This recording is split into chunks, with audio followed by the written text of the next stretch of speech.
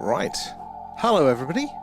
So the skies didn't hold as planned, so we're having to switch over to an alien radio signal hunt for this evening there. But we can all still be together. We can all still be monitoring there, listening out for potential alien radio signals coming in from deep amongst the stars there. Zen is in, Paul is in, Masha is in as well. How are we doing, guys? So yeah, join us tonight there as our dish will sweep across the night sky there, passing over various stars and their planets. Hopefully one of them is going to be sending us a signal, and if it does, we're going to see it nice and clearly on all the meters down here, on all of the radios there. We're searching on a frequency called the hydrogen line, and that is the channel on the radio dial. That scientists theorize that if ET is out there, this is where we would hear the message, hello, is anybody else out there? And we have heard some anomalous ones in the past there. So yeah, join us tonight there as we're sweeping the skies there, hoping to hear ET say hello. Marcus, how are you doing? Thank you for the gifts, appreciate that. All goes back into the stream. Are we still in, Paul and Zen? Good to see you there. Blue Nose, clear sky is sadly not for us here. I thought it was. I thought it's going to hold, Blue Nose, I thought, but no, the clouds have rolled in. So how are your skies tonight? There, Marcus coming in with the roses as well there. And my username, hello, how are you? I was the one speaking to you yesterday on Discord. My username, I did wonder. Good to see you there, matey. How was your weekend? Been there? Blue Nose, I am gutted. I really am. And also, bit of a luck it's cloudy as well, because the camera has decided to have some technical issues. Does this occasionally. Hopefully, an evening will sort itself out for tomorrow. But I have ordered a backup lead. So, at some point next week, we will be doing the first infrared Skywatch. So the first clear night is due to arrive Tuesday, is what we're going to be hoping to line it up, and I'll have to climb out on the roof, and I will record that so you can all laugh at me doing that as we run that new cable, which will mean that we can search the skies, not just in the visible light there, but also in the infrared, where the phenomena is meant to be much more active. We'll probably sacrifice the quality a little bit, but it will mean that we'll have the chance to see more things that we couldn't catch before, so it's quite exciting for that as well. Good evening, Ben. Rio is in. How are you doing there? I'm glad to hear it, my username. So Wannell's in as well. Good to see you there over on the tube. So tonight, guys, if you've not caught this one before, this is an alien radio signal hunt. It's too cloudy. Sadly, those clouds, they have a habit of doing this. It'll be clear all day, and as soon as it just gets dark enough for the stars to pop out, boom, clouds. That's British weather for you. I won't take it personally. I do take it personally. But at least we have this. This is our B stream here. So we're still on the hunt for evidence together tonight. We're using software-defined radio now, and a big dish and various other things there to sweep the skies, hopefully detecting one of those rare, but they do happen, anomalous radio signals that could potentially be from a distant civilization. There are many anomalous signals there that science hasn't been able to explain away just yet, so maybe we're going to get lucky and we're going to see that nice spike somewhere on the meters. In short, we want that the red line to look like the green line there. That will be quite interesting if we do get it there. Blue Nose, thank you for the gifts there. Grim, nom nom nom, feeding thanks, Alan there, and Wanderer, how are you doing tonight? Appreciate that, and it all goes back into the stream there. Talking about some upgrades, yes, forced upgrade. Because of the camera, I've panicked, Amazoned it. Next day, well, it's the next day, but one there. So yeah, Tuesday we should get the cable, which will mean that we can connect the infrared, the night division there, which will, again, it means we're going to be able to see in the infrared, which the phenomena is meant to be much more active in there. And Raza there, what's your opinion on Bob Lazar's S4? And I found it fascinating. Absolutely fascinating. I'm a very visual person. I was so excited to actually, get the eyes on properly there, and what they claim to be a very detailed representation of what S4 looked like and the craft. So very excited by that. And everybody, thank Marcus when you claimed the treasure box there. Rachel is in. How are you doing? Private Tomcat over on the tubes there. And the ghost of an old man seen walking on the River Thames at 3 a.m. this morning. On the Thames. Oh, very interesting. They're loving the updates as well. They do appreciate that one, Ergo. And evening. Good to see you there, Karamu. How do I pronounce that now? Oh, my God, this is one of those words I read all the time, and then I realise that my pronunciation is going to be absolutely atrocious of it. I know it's Welsh, but that's about it there. Viking, how are you doing?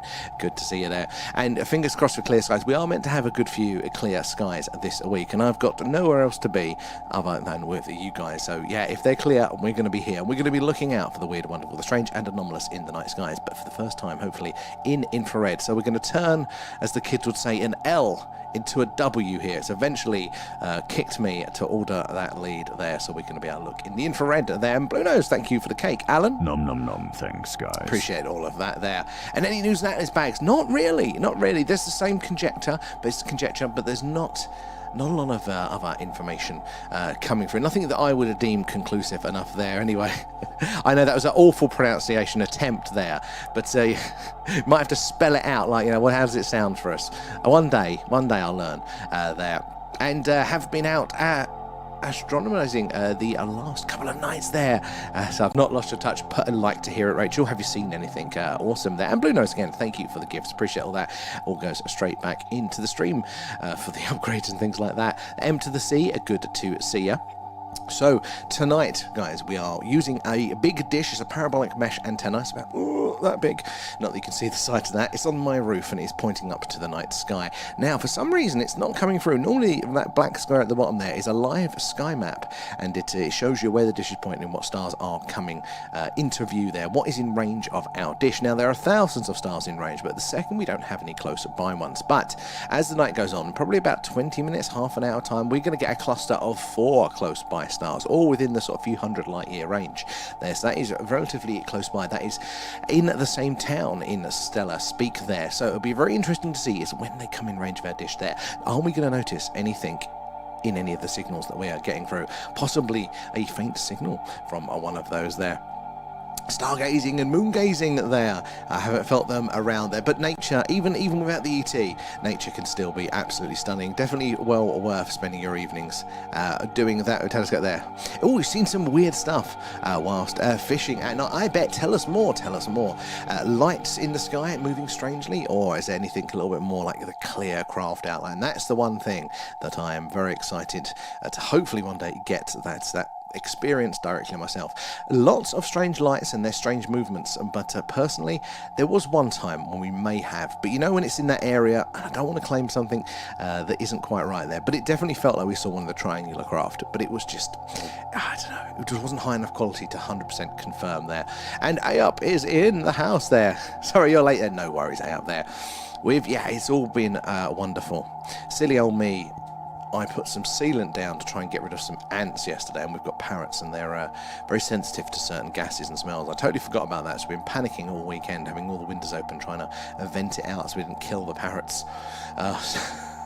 It's been one of those weekends. I'm looking forward to getting back to work there.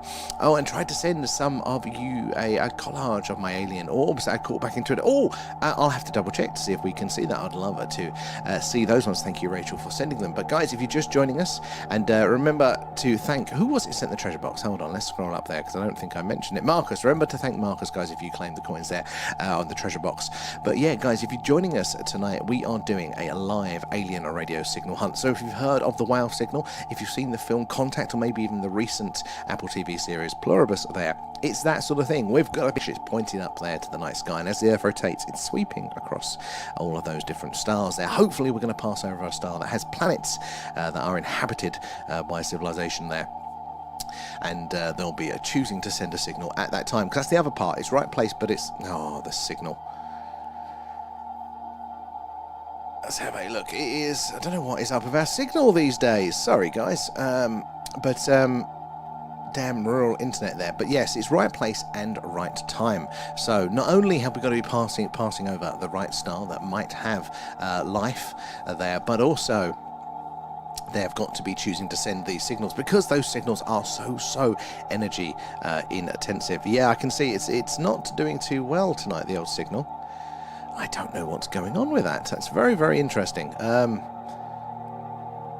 There is nothing here hogging the signal, so I think we must have some problems locally, because our connection speed hasn't been as good as it has been lately. So I do think that is an us end. I can't fully blame TikTok for that one, but hopefully it does normally sort itself out a little bit later on into the show. So hopefully you guys, it's not too bad for you there. I'm just watching my little meter kind of flashing red at the minute, having a bit of a soak, but hopefully it will it will sort itself out soon there. Sadly, aliens, we do get a lot of drops there because we're in the middle of the country and our internet is rubbish. We're pushing it to its maximum. I had a massive argument last year with BT to try and put in new lines and stuff. Went around the houses. We got a few extra gig out of them, but not too much of there. But hopefully it will sort itself out soon. If you're there, it normally does settle down there, but yeah, if you're just joining us, we're listening out for those stars. Now the distances are so vast here that these radio signals have got to travel for. It's kind of like voice, really. It works in a totally different way, but for the purpose of an explanation, it will do just fine. If you've got a mate that's down the other end of a field there and you want to hear them, they're going to have to shout to traverse that distance. A lot more energy that goes into that communication, and if they're a little bit further away, or maybe there is a loud road in between you, you're going to have to shout even louder to get over that background noise there as well. And that is roughly what we're talking about happening here. Talking about happening here with a radio signal. So a alien civilization that may be sending these signals are going to have to put a hell of a lot of energy into that to get it to reach us here, that we are still going to be able to detect it. So closer by stars have a statistical increase there in us detecting a signal, just because the distances aren't so vast. And lo and behold, it looks like a lot of our closer by neighbours may actually be sending signals of various natures. There are lots of potential detections on the horizon. So hopefully, again, they've got those 4 stars that are coming in range reasonably soon, probably another 15 minutes or so. Actually, they're not that far away. Maybe about 15 minutes, and then we'll see if it happens a bit there. And Eric there coming in with the shares. Appreciate that, guys. It is the likes and the shares and all that sort of stuff there. Does help us reach more and more like-minded people like yourselves there. All gone on the tubes. Well, that might be a good shout then. So yeah, the tubes does seem to be handling better at the minute. So if you do want to catch us over there at the Thing UFO, Twitch and YouTube, they don't seem to be having the connection issues there. And I feel like that one could be the leader of the occupants there. Strong female vibes, you never know there. Right, back over to the tubes. Oh, Viking. The message hasn't come through, it just says redacted on it there. Might need to reword it. Maybe the auto mod thing is filtering it out for some silly reason there. Try again, see if we can see that one as well. Yes, TikTok, I know. Stop telling me there's bad connection. Not much I can do about that, is there? My username there, Paul, Pink Floyd, and Ben, and A-Up, and Rio there. Thank you for the gifts there, Rio and Ben. Nom nom nom, thanks. Thank you guys. for feeding Alan there. Oh, Viking. Oh, a few years ago, my friend in Ireland saw a few weird lights just outside is that Siglo there, and flying over a place called Ben Bourbon there, or mountains. All very interesting. Ireland, lots of reports of the phenomena there. Ireland, Scotland as well, and wow, so it makes a lot of sense. Now, less populated, more rural communities there. I think culturally as well, more in touch. There's more possibility for that sort of thing in their culture than us more, the more urbanized areas there. We tend to forget our connections with nature, forget our connections to the things that sometimes are a little bit stranger there as well. And UFO X-Files, how are you doing tonight there? And thoughts on the Manchester airport incident on the runway. So this was an orb, wasn't it, that reported to close the airport. Pilots apparently saw it, and many other people saw it in the sky there. The images I've seen are very, very interesting, but like a lot of these things that we see, how do we take it to the next level? How do we get confirmation of these things? But I think airports are very, very interesting. So when we had that drone flap over Europe, didn't we, quite recently, it makes a hell of a lot of sense to me that, these things are going to be interested in, disproportionately so, in our airports, because they are one of the main noisiest things that we have as a species there. Our radar, particularly our airport radar, is very, very powerful.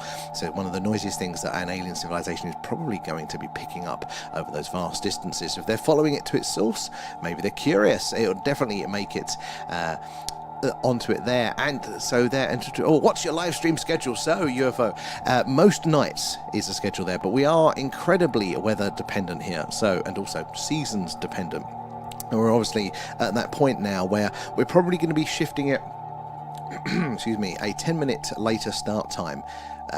pretty much every other day, every few days there, because obviously as the nights get later in, we've got to get in just as soon as it is dark enough to get that camera out and to get the skies on it. And we then tend to match these ones, although we're not getting the camera out tonight because it's too cloudy. We'll tend to kind of just match those times across the board there. So yeah, the schedule just constantly shifts there because we are so weather dependent. It's a brilliant question there. I have tried to keep to a strict schedule either side of it, but I always seem to then end up just chasing it because we want to get on as quickly as possible. So at the minute it's about 9:40 p.m. most nights, so hopefully we can see you all there. And as we'll get later on, I think last summer it was about 10:30 p.m. 11 was the latest that it's starting to get dark, so it's going to go from where we are now possibly to an hour later over the next couple of months there. But good question there as well. If you're new here, guys, do ask away any questions that you may have. We'd love to hear from you. Love to hear where you are watching from there as well. Any experiences with the phenomena that you may have had as well, whilst we're waiting for the action to happen on screen. Now, if we do get a signal, if we are lucky enough, again, they're quite rare, but they do happen. But if we are lucky enough, they'll only be on screen for between 30 and 90 seconds. That is how long that at these distances our dishes could be pointing on, over and off of that target. If you think with the Earth's rotation, it's quite fast. It doesn't change that fast for us, but the size of a planet over those vast distances, it's going to take a while. Won't take that long at all to be swept over it there. So we should see a nice clear spike, kind of like the green line around. Wait, there. Trying to line myself up there. We should see that, but again, it should probably only be there for about 30 seconds as well there. If we do the satellite thing, yeah, there's lots of up there, lots of the man-made satellites, and honestly, they're pretty cool to watch. I do quite, Marcus, I like that. Thank you for the little Allen alien buddy there, appreciate that. There are lots of it there. A up as well, and JSW and Rio, thank you for the gifts, guys. Appreciate those. All goes back into the stream. Same as the Patreons and the Super Chats. But yeah, we like to get on that earlier part of the evening there, because A, there's a lot of satellite activity, but anything up there in low Earth orbit, anything there is going to still reflect that light back to us there. Be it a satellite, or be it something a little bit stranger, but it does make it harder to spot the stranger ones there, and we have to go by movement. Again, it's very difficult to there. And what's that? The question there, have you seen Hitchhiker's Guide to the Galaxy? Ken, I have, but God, it would have been quite a few years ago now. Quite a few years ago there. Test, Alan is A up. Alan's you know, going to give you evils there for that one. How you doing, Maya, there? Oh, strange there. Can anyone see your... Oh, I can see those ones, Maya. So literally, those two are the first two I've seen over on the tubes there. I did see, I think, a second ago on the TikTok. Let's see where we are up to in the chat there. It felt nostalgic getting back out with the scope there. Oh, yes, I did see something above Venus. Oh, very interesting there. Venus, again, another interesting close-by body to us here. In fact, it's one along, isn't it? We are in between Mars and Venus there, sandwiched in between. And yeah, it is very interesting that there may well be a life on Venus as well as Mars and as well as Earth. There, the clouds do seem to contain a gas that, as far as we know, can only be made by life there. Very simple life, by microbial, sort of bacterial sort of life there. But the clouds of Venus are actually quite hospitable. The surface is hell. It's so hot, acid, rain. I think it rains diamonds as well in some places. The pressures are intense as well. They're very acidic, all that sort of stuff. But the clouds are quite Earth-like, the atmosphere around those, so could definitely support life up there. Our clouds, our upper atmosphere is far more full of life than we ever expected. In fact, the International Space Station, the outside of it, they are constantly having to wipe off the bugs. It's a bit weird. You didn't think there'd be much up there, but there really is there. And May, I don't think anyone's comments are coming through on the tube. Oh, I'm seeing a few. Where are we? Let's have a look. I can see the ones you're putting in now, Maya. So there. But thanks for the heads up. I appreciate that, because the TikTok does fail there. I definitely didn't see any earlier ones. So if I have missed your comment on the tubes there, you might have to re-type it. Hopefully we can catch up with them there. Maybe there's a little bit of a bug there. And Paul there. And where are the sounds from? So this is a good question. So if I shut up. That, what we're hearing now, and I'll turn it down a touch because it's a little bit annoying sometimes. That is quite an interesting sound. That is what's called the cosmic microwave background. It is the same as the static on your TV, the in between the stations on your radio there. It is what scientists think is a leftover from the Big Bang, the early universe, or just ever so slightly after. But it's quite cool to think that's what we're listening to. But it gives this sort of background minimum in the radio there, and that is what that kind of the static line is on all of these meters there. That is our background line, our baseline, and we're looking for signals to pick up up above that. But nature is very, very noisy in radio. There are plenty of organic radio signals. We tend to think of it as like a man-made technology, and we use it technologically, but it is actually an organic, it's a natural property. And in fact, that is one of the advantages to it there, that this very, very frequency is called the hydrogen line, because it is the frequency that hydrogen naturally emits a radio signal as it decays, and that is the most abundant element. So we're tuning into the sounds of that. What's that one there? UFOs there. Now I see you again. You're across all of the channels there. You're over on the Twitch as well there. But yeah, so that sound, you can tune into elements, you can tune into planets. Nature is very, very noisy in radio, but technological signals, techno-signatures there are very, very different to the natural ones. They tend to stick out like a sore thumb. But that is one of the main reasons why we think this frequency, the hydrogen line, is the best place to look for one of these messages, because it's always going to be useful for us for those radio scientific purposes there, to learn about the universe, that baseline of what is going on. There'll always be eyes and ears on this frequency, whereas our technology may change there. In fact, we're getting less noisy in radio as humans, as a species, than we were, and maybe that would be true for ET as well. But there'll always be somebody monitoring this to learn about the universe and what is going on. So yeah, if you want a message heard, this is probably the best place. Most eyes are going to likely be on this channel, no matter what the technology is there. It sounds exactly how I thought space would sound like. Paul, it does, doesn't it? It really, space is a weird one. There are so many sounds. We're looking to do a little bit of a deeper investigation into some of the weirder sounds that have been heard by astronauts during the Apollo missions and other such things there. So we're going to be doing that, I think, at some point soon. Thank you, AUP, for putting all that together for us. That's going to be one of our deep dives. We're going to be doing another deep dive this Friday night. We haven't fixed the time for it yet. Probably more before our normal stream. So keep a heads up for that one there.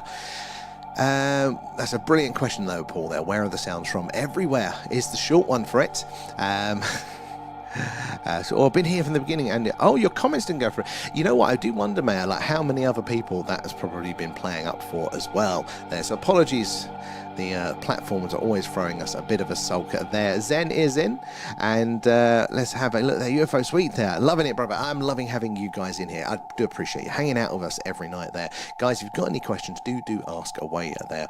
It's your comments, your knowledge that you're sharing, your experience of the phenomena is basically my favorite part of doing this there. So together we can all piece this puzzle together. There, you never know who's going to come in and what they're going to share and how it's going to help you understand the phenomena. Anyone else seeing last year's SpaceX Spiral live? It was freaky. Oh, I didn't, but it was, wasn't it? Like, I didn't. It took me a little bit of convincing to believe that actually it was that SpaceX sort of thing. And I go, all right, I can believe it now. But like that was a really weird one, wasn't it? It was absolutely stunning there to see the images of it, let alone live. I'm a bit unnerving actually there. And do you believe in the Big Bang Theory? So that's an interesting one. Big Bang is it is contested. It's not a slam dunk. I think it's the favourite of science at the minute, but it doesn't answer everything, and there are still lots of interesting different versions of how it all may have happened. Now, science works in the way of its best case, or it's what's the favourite theory at the second. But the Big Bang, I think it's only since the 90s, really, and maybe the 80s that they're pushing. And we think it's been known forever, and it is so concrete.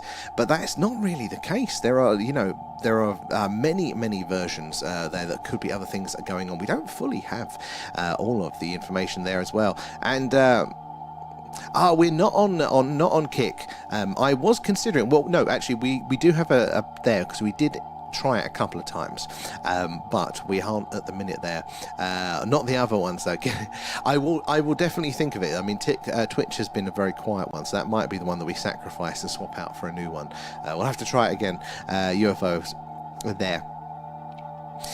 But yeah, how science believes what it believes, then could be very. It's not as science isn't as confident. It tells us that it is. It says this is what we think happened. This is the best one to go by. But really, it's not as confident in amongst itself. What it tells the general public, what the mainstream consensus is versus where science actually is, can be very, very different with these things there. But for now, hey, we can go with it until we learn better there. Then you feel hungry. Me too, actually, there. And is it Tiger there. I don't have a whole lot of time there. I'm a former employee of Area 51. Oh, good here. And I was let go on medical discharge about a week ago there. YouTube was updating earlier. Might be that there. I've kind of been running across the country. Damn, I don't know where to start there. They'll triangulate the position really soon. What's the... So what's this? They are. Where are we? Did you? What we're thinking of as aliens? They are extra-dimensional beings. There, an earlier precursor of the space program. They made contact with. That they are not. What they claim to be there. They've infiltrated a lot of aspects of us. The military establishment, the government knows about them there. There's a lot of safe areas in this world that they could begin moving the population to now. Very interesting there. They are not, they are not. They want those major population centres wiped out, so the few are left and we're more easily controllable. Now, well, that's a very, very, very interesting direction. And the dimensional component, the idea that how the phenomena presents itself to us, even sometimes when it explicitly tells us what it is. There are many accounts where people, will have direct contact, face to face, or sometimes it's more of a telepathic connection, a consciousness thing. But yeah, they will say certain things. In fact, in the early days of the modern UFO realm there, in fact, maybe early 20th century, a lot of the time the phenomena would say, oh, we're from Mars, we're from Venus. And now we know that that's not the case. They can't really support, as far as we know, anywhere near complex life, let alone a civilization. So, why would the phenomena be telling us that? Now, is there an agenda? Is there something that they're keeping hidden there? Definitely could be part of that. There. It's okay to block. I don't like to block anyone. I like to hear everybody, no matter what it might be. Sometimes, though. Sometimes. Where are we? In the scroll. Let me check where we are on TikTok. Sorry, guys. I am coming in with the hashtags there. Where does it get to there? Oh, we completed a goal there. Thank you, guys. Laura Lass there. Thank you, coming in with the gifts. Marcus too as well there. And A up again, JSW. Thank you for the gifts. Appreciate that. All goes back into the stream. Super chats, patrons and stuff as well there. And Fluff there. What made you get into this there? What's the story? So, I've always been curious. I think probably a lot like you guys.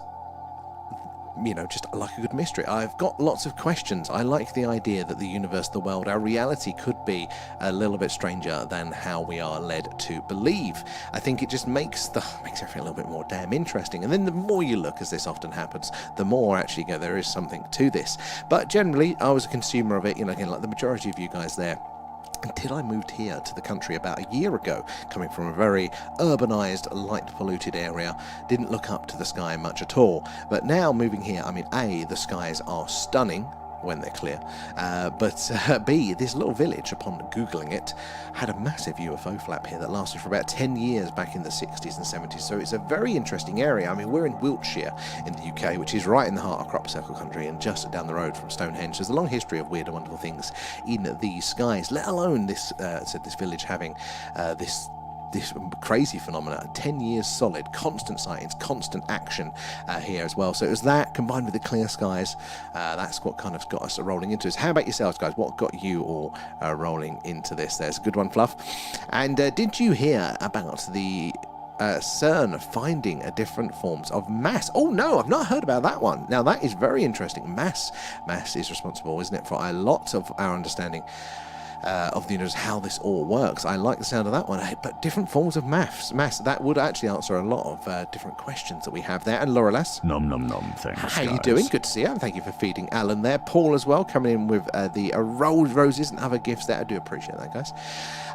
Where are we? Oh, scrolling ahead on me tonight. Oh my god, where is it? It's jumping ahead there. But where did the matter come from before the Big Bang? So that is a very, very interesting question. I don't know, and that's exactly one that I was asking as a child. What was before the Big Bang, and what's outside of the universe? What's the universe in? And the closest I've got to an answer from anybody scientific is that that's not the correct way to think of it. It was so different before then, different rules, that it's just not how we can get our head around. And I'm like, that sounds like a cop-out to me. But yeah, I think that's a very, very interesting angle of attack there to understand potentially what is going on there. What is the universe in? They're more like interdimensional, could well be. I mean, we're technically interdimensional. We operate across the 3 different spatial dimensions, don't we? They're good to see a Lorax there. Maybe they just don't want to be found by humans. That could be another it. I mean, there could be many different reasons of why the phenomena itself might not be up front. The other reason could be that we just probably couldn't comprehend the details of it there, so they kind of give us a simplified answer in the same way that you give a child simplified understandings of these things. Like, don't lie, lying's bad is the one we always go to, but all of that sort of stuff. It could just be something along those lines. And the Big Bang is still a theory. Lorax, exactly, it is still a theory. They don't tell you that part of it, but it is very true. Right, back over to the tubes. Let's see where we got up to with you guys waiting patiently. I'm across multiple chats tonight, so it takes me a second, but I do want to hear what you're saying there. And Scooby-Dooby-Doo, how are you doing there? Oh no, sorry, Scooby-Dooby-Gooby. How have you been there? I've been here before. You were here the other day, weren't you? Good to see you though. How's your weekend gone there? And Ben, have to switch to the tubes there. Oh, it's not like in the streams. No, it's really, really not. I have to moan to BT. They're having a bit of a wobble there. You've got answers. Well, let us know. Let us know there, Scooby. We want to hear them. If you want, we do. We love to hear everybody's understandings of the phenomena there. And again, even if it's not in line with necessarily what we all believe here and there still may be within these things that other people put forward. They're interesting little nuggets there as well. And the mass thing they found was March this year. It is like normal protons, more heavy than the ones that make up atoms.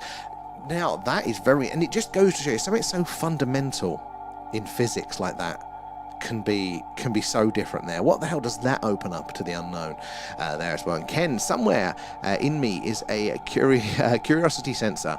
I want to know what's over the next hill. And people can live longer without food than without information. Without information, you go crazy. Well, that definitely is true. I mean, it makes sense, doesn't it, biologically speaking, that a certain number of people in the tribe are always going to be compelled to look over the next hill. Most people, and this really shocks me when I come into contact with normal people, is that they're not curious at all. They're not motivated for answers. They're the people that go, no, look, these fields have always provided the same crops for us. We don't need to look over the next hill. Those forests have always had the same, game to hunt. We don't need to search there. But the people that do look over the next hills, they're the ones that push things further forward. It's an important skill there. And Paul there, I think everything is getting pulled to a certain point in a space there, the great attractor there, then it goes bang again. I mean, it could well be. There is weird stuff going on in space. Again, we're only just getting those extra levels. Every time we look, both in the large scale and the small scale, there seems to be another level, an extra layer of these things. What we know really, I think, about reality versus whatever reality actually is, I think it's going to be such a small amount there. Well, because we're too violent as a society for them. I mean, there's a possibility there. Thomas there, do you think aliens have mobile phones? Well, maybe they do, but maybe they don't need them. We use them. We externalize a lot of this technology into devices, don't we? We're technically androids. We're not androids. What's the combination of two of the humans? Anyway, we're blended with our technology, but it is mostly, for now anyway, external. And they do say that the ET phenomena may have a lot more of this consciousness connection, therefore not needing a cellular device to make those connections. They're immediately just plugged in there. He didn't recognise a few good men there. Who were they then? And where are we? Over to the Twitcher there. Let's catch up here. I'm incredibly tired tonight, as you can probably tell. I'm stumbling over my words left, right and centre. I was up until about 5 a.m. So yeah, not a good night's sleep. So we'll see here. Let's have a look. Oh, we met a follower girl. Thank you for those ones over on Twitch for that. Where are we? Where do we get to in the chat there? Oh, get Rumble, so they help with multi-stream. Kick and I will. I'll have a look. I'll have a look into that one. So we use Streamlabs. Yes, we use that for part of it. It doesn't work for TikTok, sadly. That one there, but no, not on Facebook. No, because the issue we have is when it's a busier stream. And I would like to put it out everywhere, but my favourite part is reading everybody's messages. It's that communal melting pot of information and ideas across all different countries and you know, all those sorts of things. And when it gets busy, which is not always, but when it does get busy, we struggle with the 1 or 2 platforms we have. So I don't want to start diluting it across multiple things.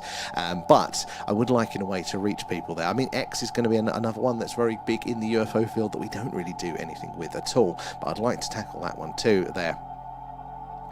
And if we get our answers, what happens next? That's an incredible point there. You know, can we handle the information? Do we even want to know what it is there? I think there could be some answers out there that would be very difficult for us to handle, but I do think whatever reality is, we do need to know what it is there. Alan has a mobile, it's a Nokia. There. Keep searching for something new. 100% Scooby, 100% there. And, you know, never happy. And I know this personally. I have to do a lot of work to realise, you know, in myself, you know, whether it's, you know, personal relationships, in my job. I go, oh, I'm bored of this now. It's rubbish. I hate my job. And you go, actually, no, that's a me thing. Actually, job's pretty good. I should be more grateful. But always compelled to keep looking, to keep searching the new with those things. It has its ups and it has its down there. Hydration reminder, thank you, Mayor, there. And well, not to there. Do you think alien technology was used to build the pyramids? Interesting. I don't need the aliens as an explanation. Kind of like with the crop circles. Like, we know humans can, you know, at night, you know, crush crops, you know, to create a pattern. That's, you know, not beyond our abilities. You know, same with the stones of the pyramids there. We can chisel stone and we can stack and shape stone there, but we do need an explanation of the civilizations that built it there, because if it was a civilization that didn't even have the wheel but yet could build, as they're saying, those structures there, that's where I diverge. But you never know, maybe there was something alien involved there. Maybe it was directly, or maybe it was more on that cultural level. Maybe they were interacting there, giving some ideas, seeding things across. Hello, darling. Are you okay? I wanted to let you know, in case it made you feel better, it's very cloudy out. It is very cloudy. Thank you, darling. It's very cloudy out, so you wouldn't be able to see anything anyway. You can't even see the moon. I can't even see the damn moon. No. Oh my god, okay, that is very cloudy. We're not missing much then tonight, no. So you're all good. I was hoping for a Skywatch, thank you, darling. But the weather did not play a ball, and nor did the camera tonight there. And we are all connected by the internet there, like neurons in a giant brain. We very much are. And that blew my mind is that actually those networks, those distributed networks, whether it's your neurons, things like that, they seem to work also independently. So they're part of that network and they interact like that. But they have a certain degree of independence and difficulty in, you know, predicting a certain behavior there. And like, no matter what where you slice, whether it be a nation, a civilization, you know, an individual, a human, there is always some components that have a certain amount of autonomy there. And I do wonder, is our consciousness, is that a product of our particular slice of the scale there? And if we were to slice down to those individual bacteria, would they have a degree of consciousness? And also, they say this about things like nation states. Nation states they seem to operate differently. They're not just the sum of their parts, you know, not just the individuals there. You know, if 50% of the people want a war and 48% don't, you know, 2% are undecided there, then, you know, then that nation's going to war. But not necessarily. The nations work as a collective, quite different to them as an individual there. And is that technically a slice of consciousness there? It's a very, very interesting one there as well. And knowledge and slave labour built the pyramids there. They do actually think now that it wasn't slaves, like even the mainstream. They do think it was more skilled tradesmen and things like that now. Whether that's the case or not there. I mean, I do lean to, you know, I think I'm more open, before I get to aliens, more open to it being dynastic Egyptian, what the mainstream says there, like an earlier civilization. That tends to fit in a lot of ways, I think. You know, not 100% there though. And as Maya says, you can follow us across multiple platforms there, and it's always good to have them just in case one of them isn't playing ball. It's good as a backup there, so do join us for that. And if you are joining us tonight, we're doing an alien radio signal hunt there. We are searching what's called the hydrogen line. That is the channel on the radio dial where scientists theorise that if ET is out there, that is where they would put the message, hello, is there anybody else out there? I'll beat you later. Did you mean to put the dishwasher on? Yes. It's not been... Oh, for fuck's sake. Turn it on now? Yes, can you do that, please? I meant to fucking dishwasher's plan. Everything's planned up today. I'm that close to toys out of the pram. But yeah, where are we there? Has Raph fallen asleep? Maybe. I know he was doing some long shifts there. And make sure you get some rest. I will try tonight, Ben. I will try. If that dishwasher doesn't play up. Scooby there. We can use the word ash and we can use the wood, ash and vinegar with sand to make stone. So this is the, what do they call it now? God, I normally know this word. But essentially, like a concrete there, you know, you can make a stone from a liquid. There is a word for it and I've forgotten it. But they do think, you know, that maybe that is how it's definitely, I think I'm more interested in that as a solution for the South American pyramids and structures like that. I mean, you look at some of those walls, those really intricately stacked walls down in Peru and Mexico and places like that, and they're kind of puffed out, aren't they? As if you could imagine they were in sort of a bag being held, and that stone, that liquid, solidified into a solid. I think that could be a very strong answer for those ones there. Leandra's a spirit there. She floats about like one there. And, I know we're not alone. And that is a very, very good point there. That some of you guys in the chat will 100% know that life is out there. You'd have had an experience there yourself as individuals. And how do we take your individual experience and add that to the pile of evidence that can help spread that word out to the wider population there, that needle of belief, and it is moving at the minute. You know, more and more people are coming over, but still the mainstream consensus isn't fully over there yet. But how do we bring that over? I'm still like on this percentage chart there. I've seen some very, very, very strange things, but I haven't quite fully got the 100% on a lot of the parts of the phenomena there. But that's what the journey is that we are on there. Making the stones answers a lot. It does actually. What is the bloody word? You can tell I'm tired. There, the Inca and the Maya there. So there again, I think that they're probably more responsible for, you know, inhabiting those cities after something else was. So another civilization built them and constructed it. Because you look at the stones, the older stones, like the pyramid, the older stuff is more complex there as well. See the poster at the back of Sam there. Is the alien crew there? That was Kate's wonderful work there. The alien crew. It's round the wrong way, but that's because I've got my camera reversed there. And I'm a stonemason, and some of the walls in South America are mind blowing. See, this is brilliant, right? That is the thing, that archaeology is a siloed institution there. You know, they work very limitedly with other skill sets, and I think they make the mistake, and you know, academia does this a hell of a lot. They will not cross-talk. Medicine does this most of the time. There are so many things that, you know, somebody else has cured in another way, but that particular discipline are not aware of it. There is not enough cross-pollination. It's things like this, having people actually that do have the skills to be able to have an input and say on this, because most of an actual skill set there, you know, they go look at something like the pyramids and get yourself a stonemason and go, how the fuck did they do that? I know what it's like to work with stone with modern tools, and I've got some serious questions there. Alchemy. Oh, it's not quite that one. There's a particular word for when basically it's liquid stone, isn't it? And then it dry sets. There is a word, and it will come to me. It sounds like I'm off the stream there. Humanity is over 100,000 years old. Yeah, well, even mainstream scientific communities I think about 330,000 years was the latest one, and they keep pushing it back older and older and older. And you know, it's looking like it could be up to 1 million now. There are certain pieces of fossil evidence that could point to things being a hell of a lot older there. So even up to 1 million years old for anatomically correct modern humans. Now, the difficulty we have with a lot of that stuff is that, you know, a hip bone, a thigh bone, all that sort of stuff doesn't necessarily say human versus, you know, some of the other species there. So you need teeth, skulls, I think, toes and things. They're very good to kind of go, that's actually Homo sapien there, to really lock it in. But yeah, we have a lot of these other stray bones that could be human from very, very old dates, but we can't say what they are. So they just go, well, it's probably a Neanderthal, or it's probably an adjacent species then, because it is quite old. But they do keep pushing that back there. And Ancient Apocalypse with Graham Hancock is very interesting, and it's so good that we get access to content like that in the mainstream nowadays. TikTokers, I will be bouncing back over to you guys in a second there. And Ben, if there was different dimensions that another you existed, or another Earth with people on it, would say still be an alien or something different? That's a good question. So we think of alien as doing as outside and other, but if we're talking in this dimensional sense, if there was this copy, more like down the multiverse side of things, that every decision you make pairs off into a different version. So there was the me that got up on time this morning, and then another multiverse of the me that didn't get up on time, and I'm in that one.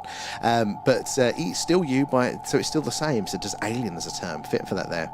Work with Stonehenge and wood there, and it's having that direct connection yourself. Not going to have all of the answers, but it definitely kind of points, doesn't it? It gives you a little bit more information there than the academics that are literally just working on the timelines there as well. So sure, Ninja, do multiple chats there. Oh, thank you. Yeah, I do try. There. Do you use stream elements? I don't actually for that one at the minute. I will have to look into ones like that. That might be a good shout, and it's come up a few times. Let's quickly pop back over to the TikTok, see where we are in the chat. I'm across multiple different streams tonight, and I'm also quite tired, so I'm flailing a bit to the guys. You have to give me a second, but I do want to hear all of what you've got to say there. Paul as well, and Knight and GWAC. Thank you for the gifts, guys. Appreciate all of that. Said it's the gifts, the subs, Patreon, super chats, all that sort of stuff does go back into the stream there, helping us improve what we do. Right, where do we get to? I think no, I've done that one.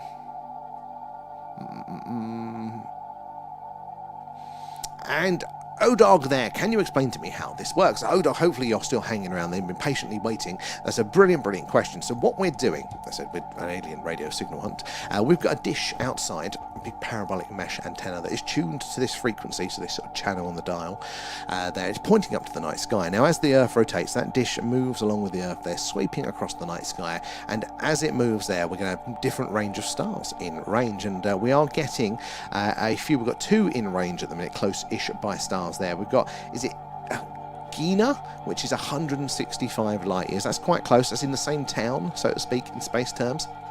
And then we've got Minkar, which is 303 light years away. Now they are 2 stars in range of our dish tonight. There are plenty of stars. There are thousands that are actually directly in front of the dish, but they're increasingly further and further away there. So these ones are close by ones there. So keep an eye. And the idea that what happens is a radio signal will travel all that way through space, into our dish, and it will get processed and filtered and amplified for all of our equipment, and then display on all of the little meters that we've got in front of us. Both of these 2 meters here are basically the same thing there, but they're displaying that information in different ways to help us see different patterns and trends. So this one here is all of the live signals coming in across all the different channels in this section. We're particularly interested in this middle one here, which is the hydrogen line. That is where the WOW signal is heard, many other strange signals, but it is where scientists think we are most likely to hear a message from ET should they be out there. So that's why it's all very jumpy, it's all very live, all the particular spikes they're coming in.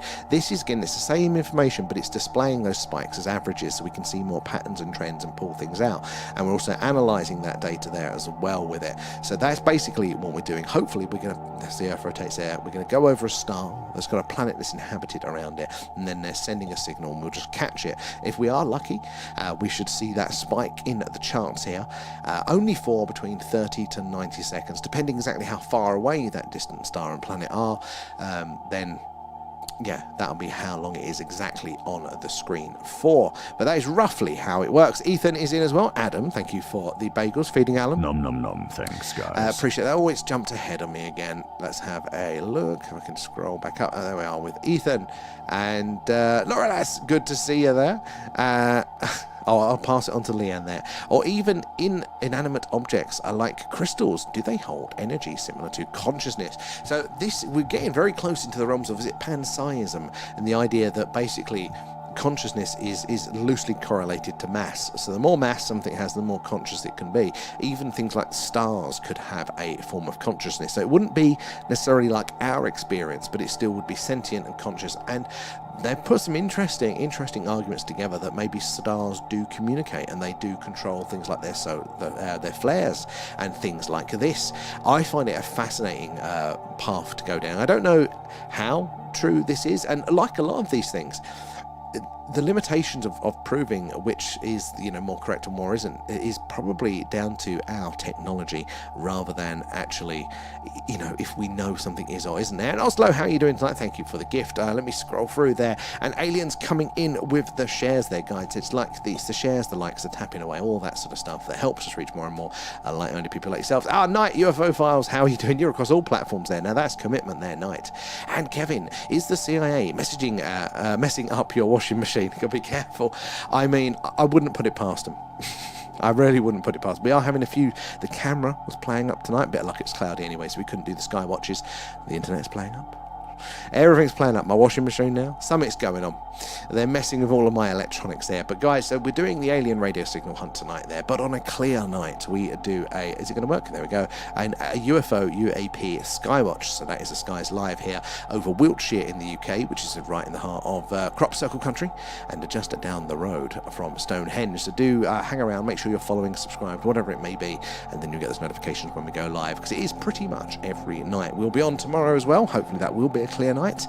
And also this week we are going to be doing, for the first time, I think it'll be more likely Tuesday onwards, for the first time we are going to be able to do our Skywatch in infrared there. So normally it's the visible light there, so what you can see with the human eye, but a lot more of it there. But we're also going to be doing that plus the infrared light spectrum, which we cannot see with the human eye, and the phenomena is meant to be very, very active in that. So we might be trading off a little bit of quality, but we might also therefore see more and more activity in general. So it's going to be an interesting one there.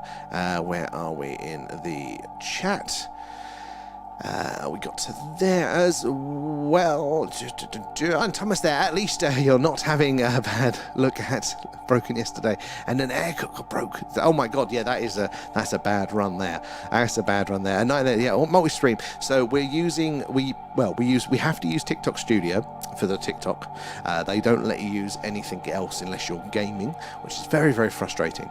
But we are, other than that, it's Streamlabs as well. We do run OBS for other things. So we've got multiple things going off at once there. And GWAC, good to see you there. Loris, have you ever looked into the Hadron Collider there? That's a rabbit hole. It bloody well is. It is. I think it's one of those ones that we can't get necessarily too conspiratorial with it. I mean, we can. It's quite easy. I think there is all of that stuff going on that people talk about. I do really think there is smoke. There is fire to that smoke.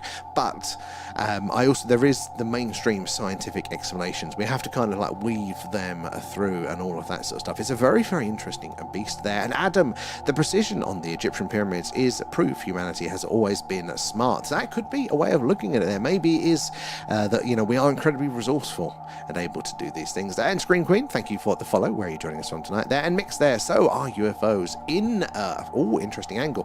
There are lots of explanations. It is not like the day that when I kind of got into this field, the nuts and bolts, the little green men metal spacecraft coming from other planets. It's not just that anymore. There are lots of theories, and there's also lots of evidence to say that probably a little bit of everything is going on. You've got extraterrestrials, little green men from other planets. You've got extratemporal, which is basically us from a different time. Maybe it is us from the future coming back, because the greys basically look like us, if we follow our evolutionary trends. They're a very interesting argument to be made there. Also, maybe it's a pre-culture from the past that are coming forward in time. You've got the dimensional angle on this. There are so many things, and again, it might not just be one. In fact, if some of these things are possible, then I think quite a wide range of them are going to be there. And Shadow there, can you tell me, aliens, so they owe me 80 quid for the shopping? Well, Alan, I can't tell you how much Alan owes me as well. So, you got to get in the queue there, Shadow. And he said hello to me 3 times. That's how tired I am. But make the most of it, because I'll forget to do it twice tomorrow, so it'll work out. It'll balance itself off there. And Mix as well, thank you. And Ray, thank you for the follows, guys. Appreciate those. And hopefully, you will get those notifications when we go live there. And then inanimate objects do contain a memory. It's psychometry. Oh, interesting. Now, that's an interesting word there. That feels like the first step down an interesting YouTube rabbit hole. But crystals can contain memory. I think water, we spoke about this last night. There is a Nobel Prize winning scientist. He might have passed recently, actually. But I think he was got this prize for part of the AIDS vaccine, basically curing that sort of coming up there. But he basically was trying to prove that water had memory. And there were some very interesting results, but the mainstream scientific community definitely shunned him after that. There, Techno Viking, thank you for the heart as well. Do appreciate that. Goes back into the stream there. Oh, Techno Viking is your other user when you're on the laptop. There we go. There we go. I'll slow. There we go. I'll try and remember the both there. And I'm a guy you might want around here. There, my step-mother is ex-US Air Force and has been to Area.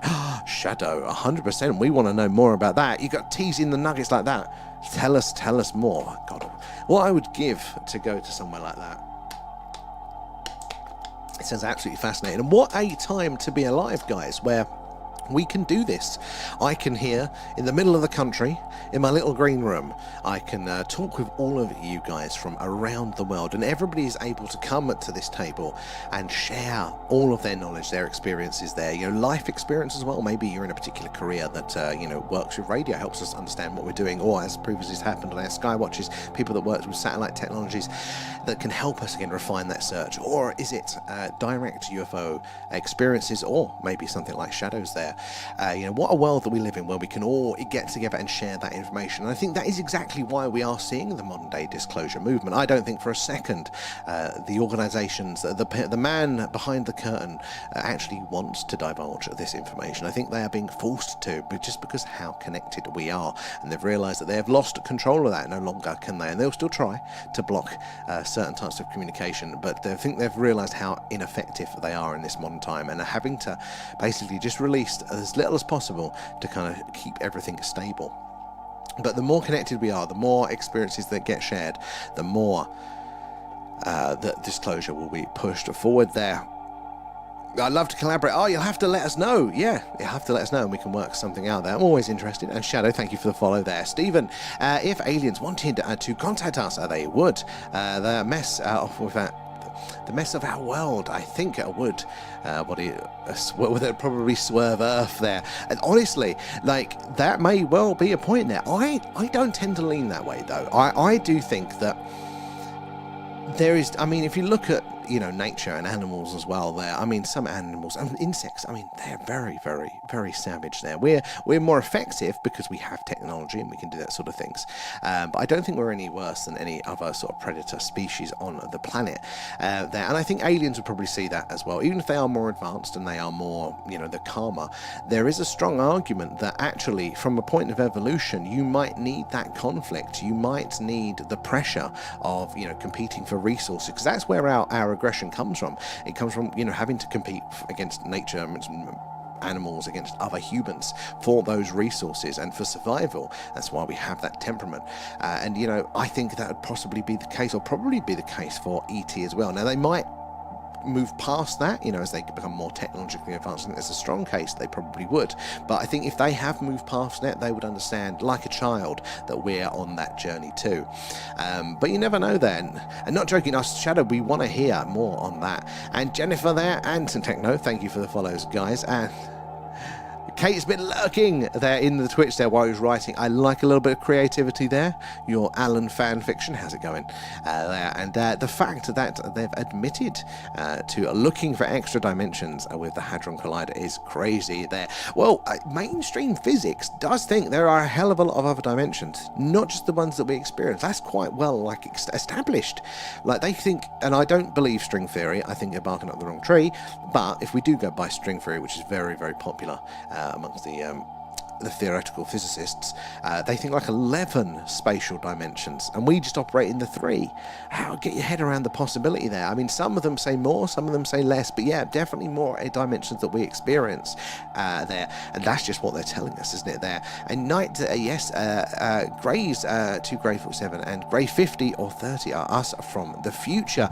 Evolutionary speaking, it fits there. Dr. Michael Masters has put this, he's an evolutionary biologist, and has basically put that paper, we did it in one of our deep dives, put that together, basically saying that, we follow the trends, all of the traits that we see about the Greys, it does fit. It does make sense that it could be us. And if you are building a spaceship that bends space and time, is the only way you can really, as far as we know, travel these vast distances, you are also building a time machine there. Joey as well, welcome for the follow.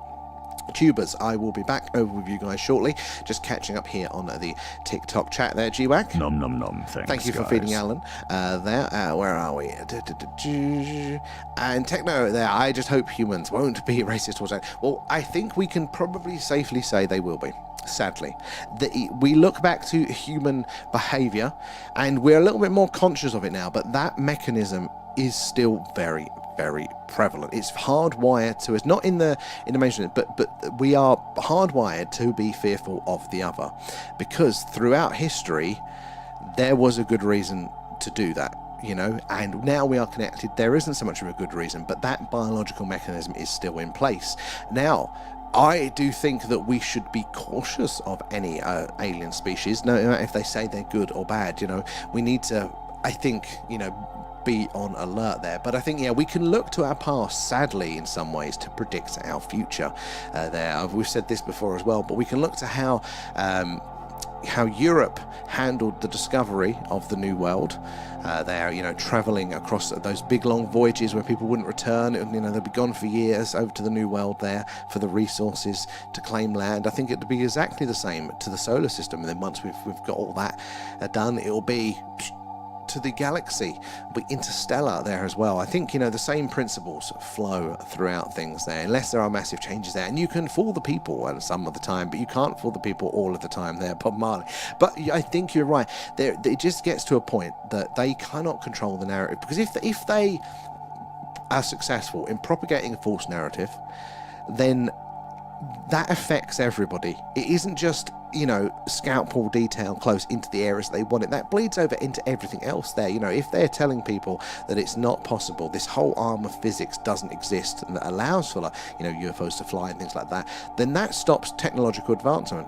It stops, you know, their military advancement, you know, and all of a sudden you realize you go, oh, well, I've got to bring this guy in. Oh, now I need to bring in somebody in the medicine field. Oh, now I need to do this. And very quickly it falls apart. You know, there are certain things you can't force with reality there as well. And well, you know, Alan, he keeps making me rewrite his performances. It sounds very much like Alan there. It would be good to see aliens. It would, I think, there in terms of aliens walking out of clubs in Magaluf there, if you're not. Could you imagine, though, getting to that point, you know, we're coexisting together? I mean, look, there's arguments that maybe they are already doing such things. Some people do say that it is sort of a camouflage, you know, they're hiding in plain sight. Some people said there's a hybridization program. I mean, that is what told Spielberg's upcoming film Disclosure Day is going to be along those lines, isn't it? So maybe to a degree it's already happening there. And maybe things would be different with free energy. Well, I think they would. I think they would substantially be different, because free energy is basic, that equalizes the playing field for a lot of people. So therefore, a lot more people will have a lot less disagreements.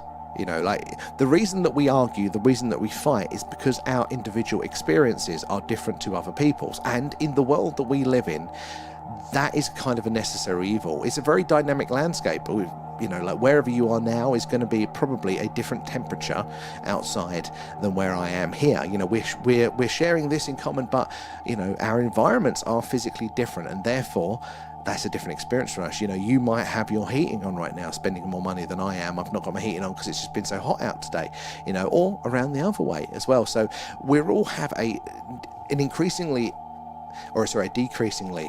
individual experience of the world, and therefore we need to be able to make our own decisions, and our own decisions and choices are going to be different to the next person.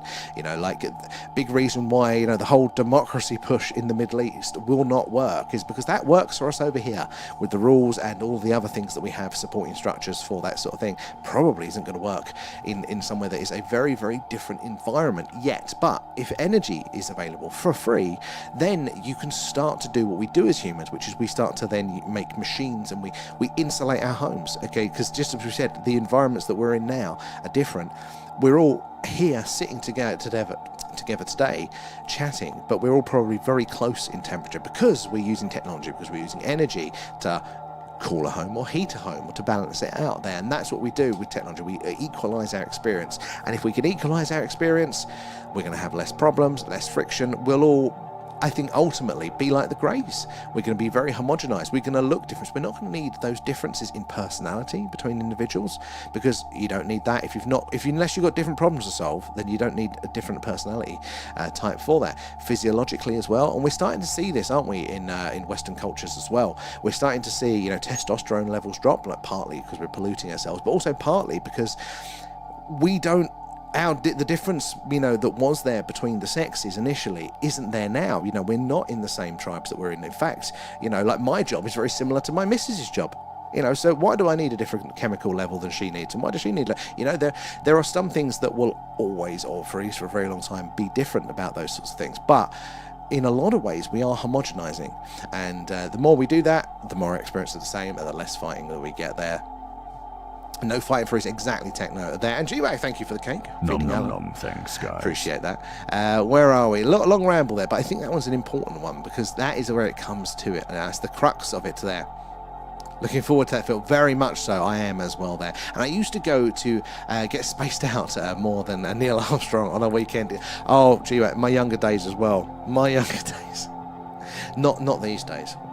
If I'm up too late, I feel it. I feel the pain of that. Right, back over to the tube chat. Where did we leave off with you guys? You've been patiently waiting for us to come back over. And so before we jump back in there, remember, we're doing an alien radio signal hunt tonight there. We're searching the hydrogen line, the channel on the radio dial where scientists theorize that ET is out there. This is where they'd leave the message. Hello, is anybody else out there?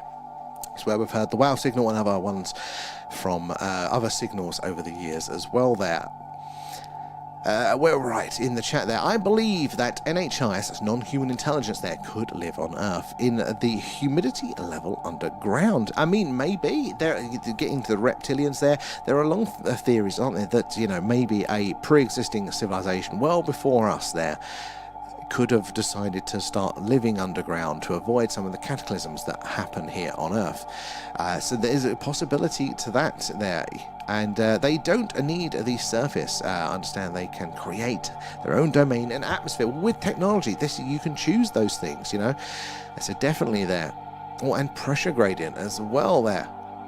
But no, it's definitely possible. Now, is that what's going on? Is that part of what's going on? There. Good night. Thank you all for joining us. We'll catch you later on there, hopefully in the week there. And Noodle, hello from Manchester. I have had an encounter myself in a suburban Manchester neighbourhood. Oh, tell us more there. Well, Crafts, not even 100 metres above our house there. In 2016, the Black Triangle decloaked. It was the size of a football field. So they do think, don't they, that these black triangles are most likely the reverse-engineered TR-3B, one of the American craft. And I've heard of them being seen during the 2012 Olympics and things like this.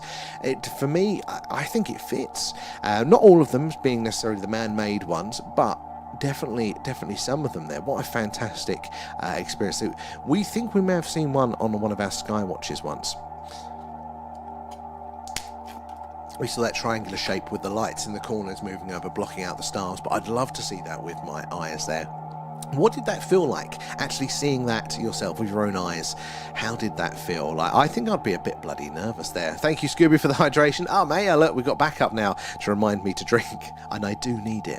There, Paul, if you get electrical appliances constantly breaking down, one after another without explanation, that's demons, and I had it. Paul, I have a rule, no ghosts in the house, and Maya definitely points out to me that the ghosts won't listen. But I don't even want to go down that road yet. Definitely with the stream stuff, like not too bad with other things, but other than dishwasher, but definitely the stream stuff is one problem after another. And Scooby-Doo, you have you been able to summon any orbs there using the 1.6 gigahertz signal broadcast? So I like this one, Scooby, because so we don't transmit actually at the minute. Now 1.6 has a long history with the phenomena. Things like Skinwalker Ranch getting those connections. The reason we don't listen on that frequency is because it's one of the other frequencies that are just used, for other forms of communication. I think that one's set ground to satellite communication. So if we were to get a signal, we wouldn't know if it was ET or if it was just something, prosaic using that frequency. So that's why we one of the reasons we checked 1.4. But to transmit on it, there's a new one. That is a new one. It's very, very interesting.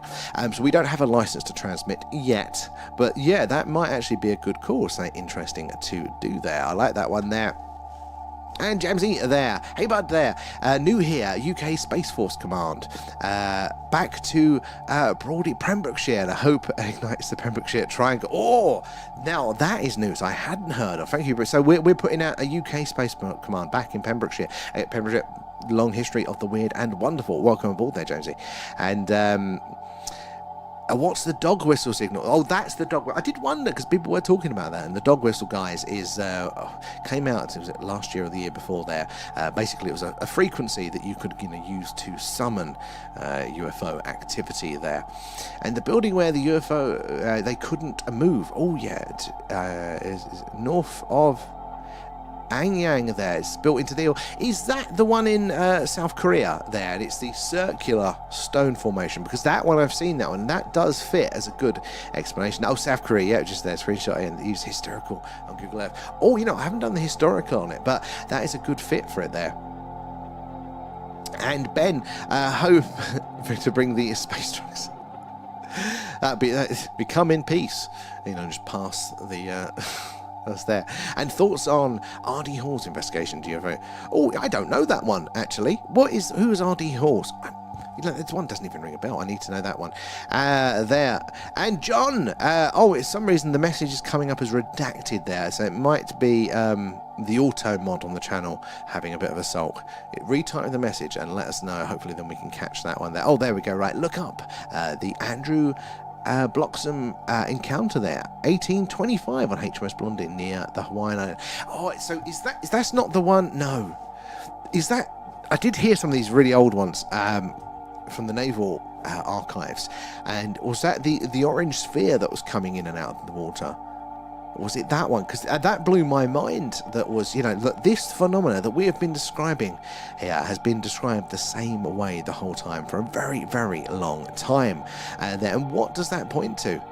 There as well. And Ken, the nitrogen in our DNA, the calcium in our teeth, and the iron in our blood, and the carbon in our apple pies were made in the interiors of collapsing stars there. We are made of star stuff. That's so beautiful to think of it that way, because we are literally all made of these more complex, the heavier elements and things are that the universe didn't start out with those. The first stars had to form and then collapse to then create the environment and to form those other elements there, and then they created more stars to create more elements, and so on and so on and so on there. And Cats, how are you doing there over on the Twitch? Good to see you. Where are you joining us from tonight there? And do the building... what's that there? Do the building, I can help you. I'll have to have a look at that one. There, I will talk you through it. Oh, very interesting. We're doing great. I'm glad to hear it there, Cats. We're across multiple streaming platforms at the minute. So if we are a bit delayed... it might be because we're on one of the other chats there. We're all good. We're doing an alien radio signal hunt today. There, right, back over to the TikTok. Blue Nose, thank you for the gifts there. And GWAC as well. And who else was there? And Techno, do appreciate those guys. It all goes back into the stream there. All helping us do improve on what we are doing there. Now, where did we get up to in the chat there? Okay, so any good signals? Not yet. They're incredibly rare, but you never know, they might happen. Speaking of which, guys, remember tonight we're doing the alien radio signal hunt because it's a cloudy sky. There we go. I'm so tired tonight. But on those clear nights, we do a UFO, UAP, a Skywatch, where we do see lots and lots of activity, lots of action there in the night sky. So make sure you're joining us for those, hopefully tomorrow and later on in the week there. But yeah, that is what we do pretty much every night. So make sure you're subscribed, your follows, and all of those sorts of things there. Lots of strange things in the night sky here. Where did we get to on the Twitch? No, the TikTok. There we go. I'll get there. Are you... No, I don't know. The world is run properly, and that's and so organised. There's bookies next to the pawn shops there. Exactly how we like it to work there, Ben. Need 7 hours plus these. Oh, gee, I need about 12.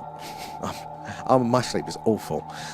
there. B, thank you for the follow. Where are you joining us from tonight? It's good to have you in there. And you there, they say there's a portal of some sort on the Blind Frog Ranch in Utah. Watch the series.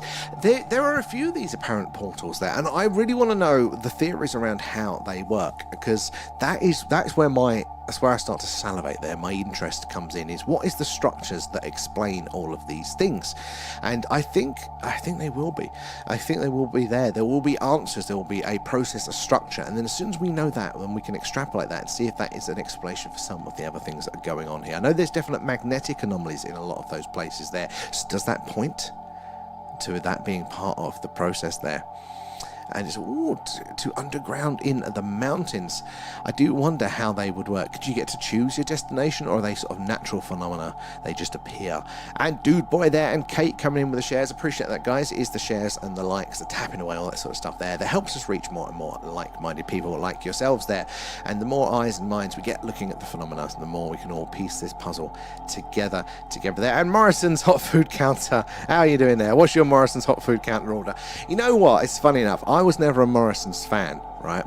But when we moved here to this little town in the middle of the country, we've got a Morrison's that's like a 5-minute walk away. So I very quickly converted, and the hot food counter looks delicious. I haven't purchased anything off from that yet, but the cake selection at Morrison's is amazing. The fresh cakes they do like slices of birthday cake, and they sneakily put them in the little entrance foyer. So as I walk past the door on my commute to get a coffee or commute to work, I look in and there's like you can have a whole slice of birthday cake for £1, and I'm like, oh. And as you can tell, I've had too many of those slices are there. But the hot food count hasn't got me yet there. Duh, as well, thank you for the follow there. It's a good program to watch there. I'm still on Skinwalker Ranch. I'm still only about 4 or 5 episodes in since you guys were suggesting it during the summer. It's very, very interesting. I think there's going to be a lot to it there. Did I hear somebody, something about having a problem with the Yes, Kate. More technical problems with our camera, so luckily it did turn out to be a cloudy night anyway, as I was swearing about that. I'm hoping it will just have a sulk and then tomorrow be okay again. But I have ordered eventually, and it should be here Tuesday, the special lead that we need to use the infrared camera. Now guys, the infrared camera is interesting because when we're doing our Skywatches looking for UFO and UAP, the infrared spectrum is meant to be much more active for the phenomena. Many more strange things we should be able to see in the night sky with that one. So from Tuesday onwards, we'll probably be using that one for a bit there. See if we can see anything there. They do a French pastry, I can't spell, filled with pistachio cream. They do some ridiculous pastries in there. And they also do, like, you know, the big litre plastic drinking cups you'll get, like if you go to a, you know, like, I don't know, a sports match or something like that. You know, they give you the plastic cups, the clear plastic. They fill them with like trifle or chocolate cake or something. Oh, it's insane. I've put far too many of those in my time there. It's the same group who did it there. I did start watching Skinwalker, but I went into Frog in Stench. I didn't know it was the same group, but that is very, very interesting. Oh, there is so much good stuff out there nowadays. I'm starting to feel like SETI as the organisation, not just because we're looking for the alien radio signals, but they've got, like, you know, thousands of years worth of data that they can't process just in any reasonable time frame. We're like this for content nowadays. It's getting the time to watch it all there, but I'd love to be out somewhere like that. And Thomas, here in Ireland, the go-to is spice chicken rolls there in the shop, and spice bags. So spice bags just sound interesting. I think I know what they are. So our local Chinese, does yours want to do this, guys? They get a pizza box and they will just put like the best bits of the menu into like a pizza box, and it's kind of like a bulging lid of this, you know, 12-inch, 15-inch pizza box like that. I resisted it for years. It looked tacky, but oh my god, is it delicious there. And have you heard about one of the missing scientists there, Ning Li's work on gravitation via semiconductors? Ning Li, wait, is Ning Li... I thought Ning Li was the one that worked for the DIA, and she passed recently because she sadly got hit by a car, didn't she? But then she passed away of dementia in 2021 or something. Is that Ning Li? For that one there. And UFOs there. What camera system do you use to look into the sky? So currently we have a Sony A7S. It's only the Mark 1. And that's connected by HDMI all the way up the roof, down into here, where we then view it on the screen here through various bits of software and stuff there. But it's every time I turn it on, and then I plug the HDMI lead into it, and it goes, no, and resets. And it just kind of loops itself back through the resetting process. And sometimes it just stops and it starts to work. You go, okay, right, you've had your salt for the night. But tonight it just wouldn't. It was just kept recycling through. So it's one of the things you go, I think you're on the way out. And I'm just hoping it's not anytime soon, because I can't afford a new one. But we do have the infrared camera. So we're going to ever so slightly have to sacrifice a bit of quality versus the Sony there. But we are going to be able to see in a whole different light spectrum. So it's going to be really, really interesting to see what happens there as well there. Don't ignore my comment because it's true there. What's your comment, Kate? Oh, there. Oh, I saw that. Oh, yeah, no. So basically what you're saying is the universe gave you a kick on the butt to get the cable. Kate, as I was reluctantly I'm trying to be good with money at the minute, which is really difficult for me to get myself out of a hole. So I was going, this just forcing me to do this now. I could have done this weeks ago, and we would have been ready to go. So yes, exactly that, Kate. Exactly. I didn't see it on the first time around, genuinely. Didn't realise the time. Oh, night G-Way, thank you for joining us there. What is the time? Oh, yeah, it's coming up to 11. Thank you for joining us. We'll catch you later on in the week there. Right, let's have a quick see where we are on the tubes. Where did we get to there? No, we did it. No, it shouldn't do it, yeah. Oh, next time you investigate first there. Oh, night as well there, Crummy. It's Crummy. Oh my god, I need to pronounce that. I'm going to do that in a second there, because I'm going to keep forgetting. Using once again, the portal answers are underground there, using the Earth's energy there. The planet itself is an energy engine, constantly making electric. This is true there. And I've got a theory on the scientist there. Oh, I want to hear that as well. But you're right with the energy in the planet there. Sometimes, in fact, a lot of the time, nature has such an elegant solution for all of these things. There, you get out of the way of nature, and it'll have a way of doing these things so efficiently, or so reliably there as well. They are all required to take a psychic evaluation, and the guy who does those knows how to hypnotize people. Very MK Ultra. I mean, we know that they messed around with that sort of stuff back in the day, so it well could be, and it would definitely explain. I mean, definitely around McCaslin and stuff. I don't necessarily think all of those scientists are going to be connected, but I think there's going to be enough.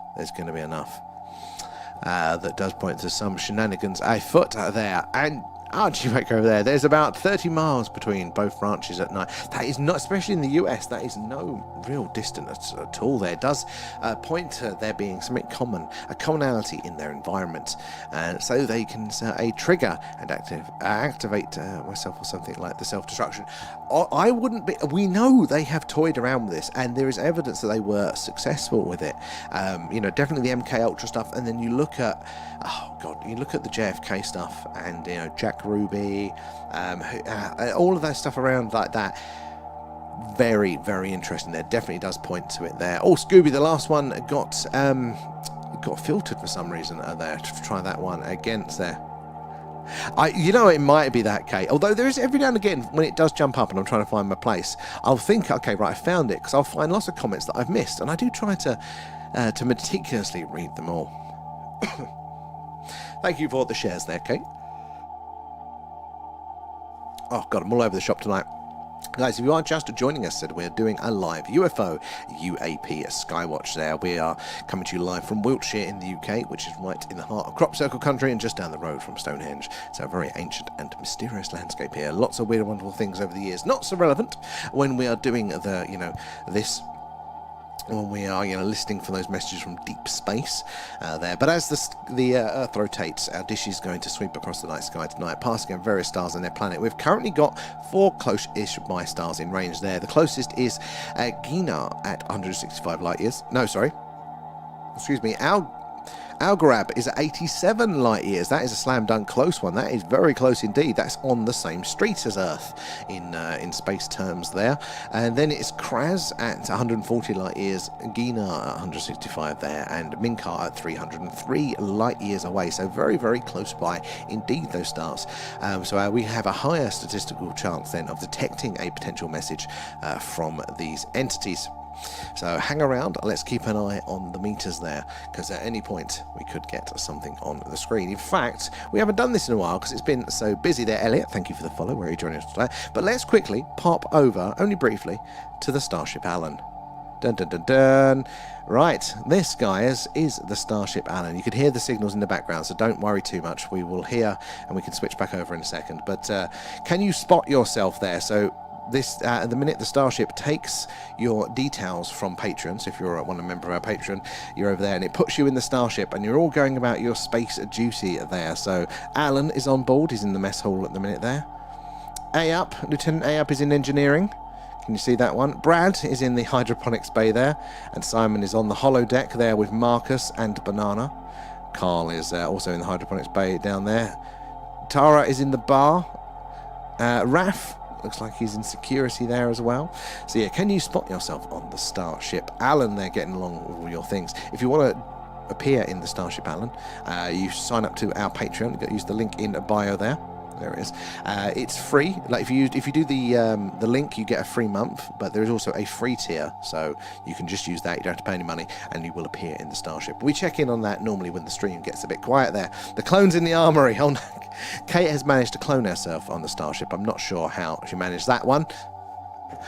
We're always worried about what Kate's clone is up to there. Oh, Ningley worked on the gravity-like repulsive field using rotating superconductors or plasma, linked to Redstone Arsenal of Arts. Yeah, I think that was. Does she rings a bell with that one? I think she's the one that passed recently. No, passed in the early 2010s because but from dementia. That one, but she has been definitely even before this modern the current looking at all of the scientists that are missing. She was always one that was up there as a very interesting character because of what they were working on. This disappearance, she's quite public in the research, and then they got a DoD contract, and then just kind of basically went dark and disappeared until she had an accident there.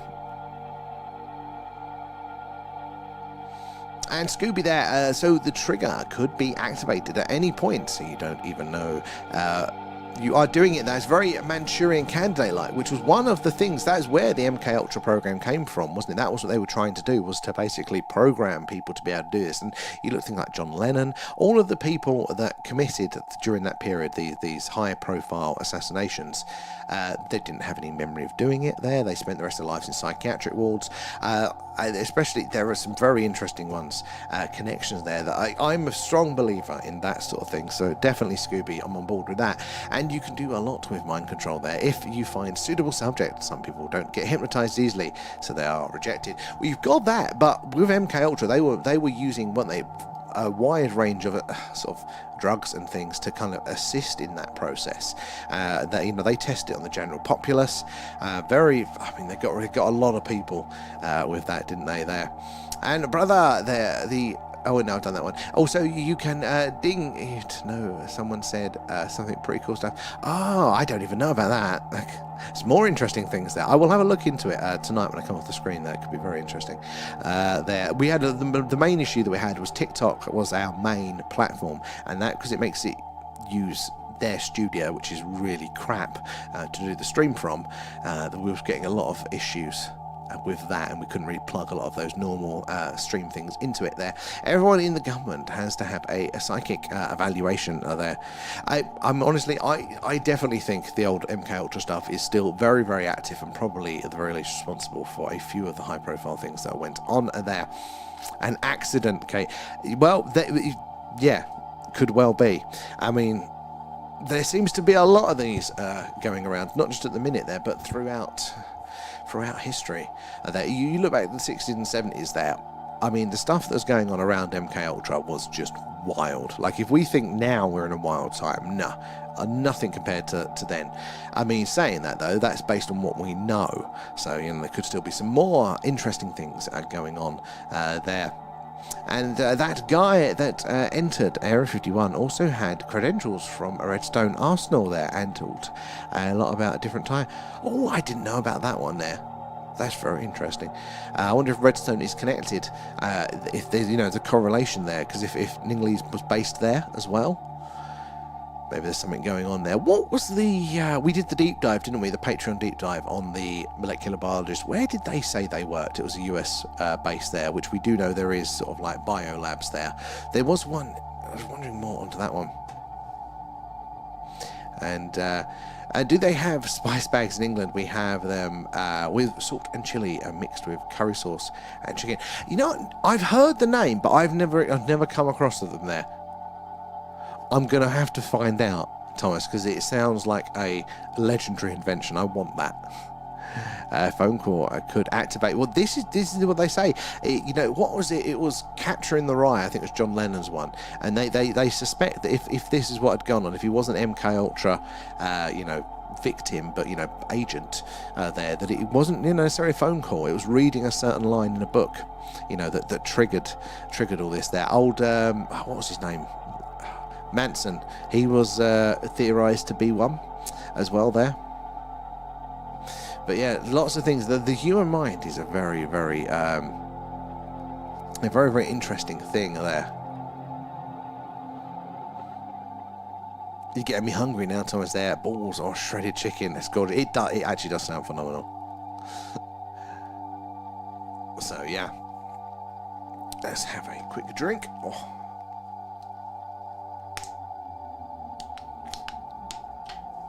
So yeah, we've got 4 closer by stars in range tonight. That is a nice cluster that we have in shot there. Have we seen any change? Doesn't look like there has been any change. Maybe the overall percentage.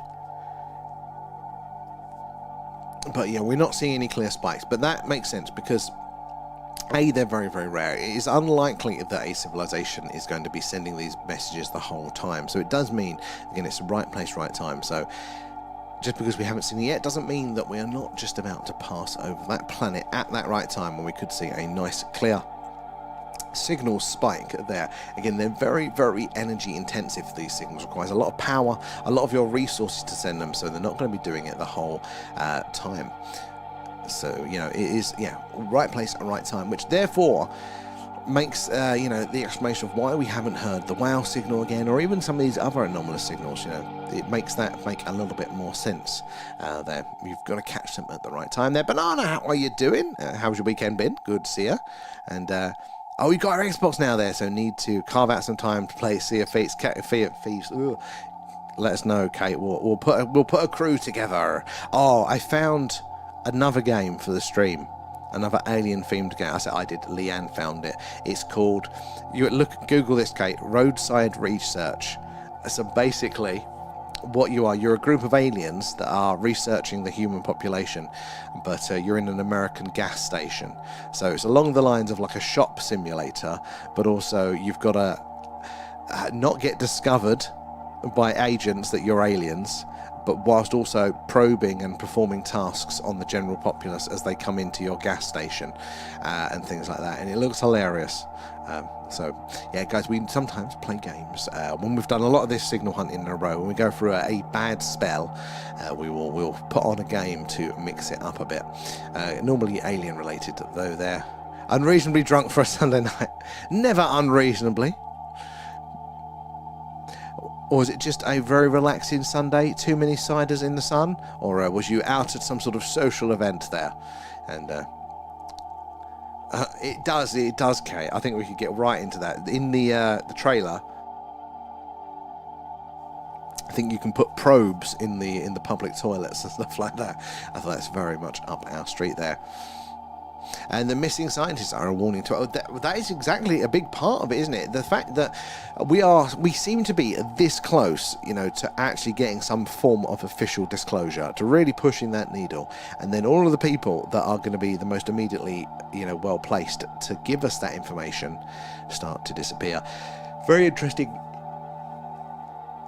Gotta get caught out. Very interesting that the other day, I think there was a weaponized podcast with David Grush there, the whistleblower, who is incredibly credible.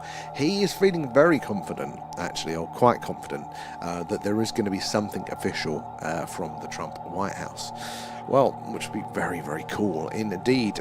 There, I watched the FA Cup final there with the family, as their Leeds fans, bless them. They'll learn.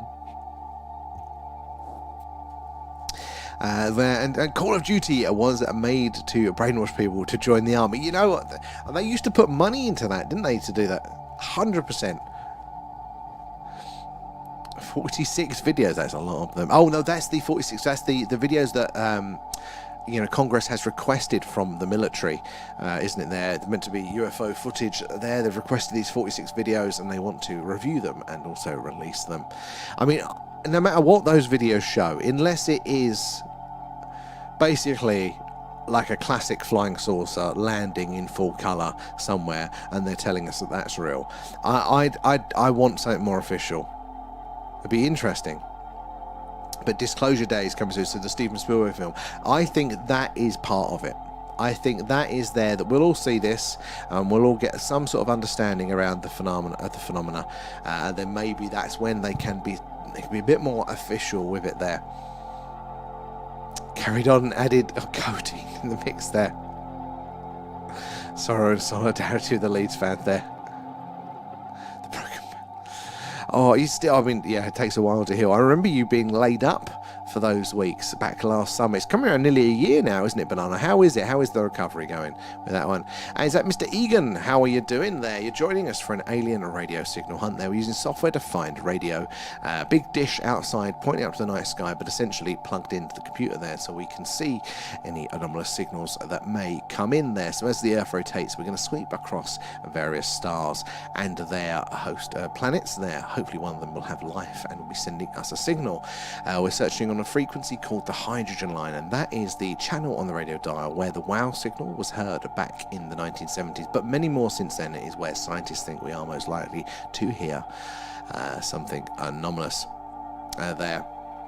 And the war propaganda on TikTok is wild. They make it look like a new COD game. I've not seen it, but it's quite interesting, some of the things that go around like that.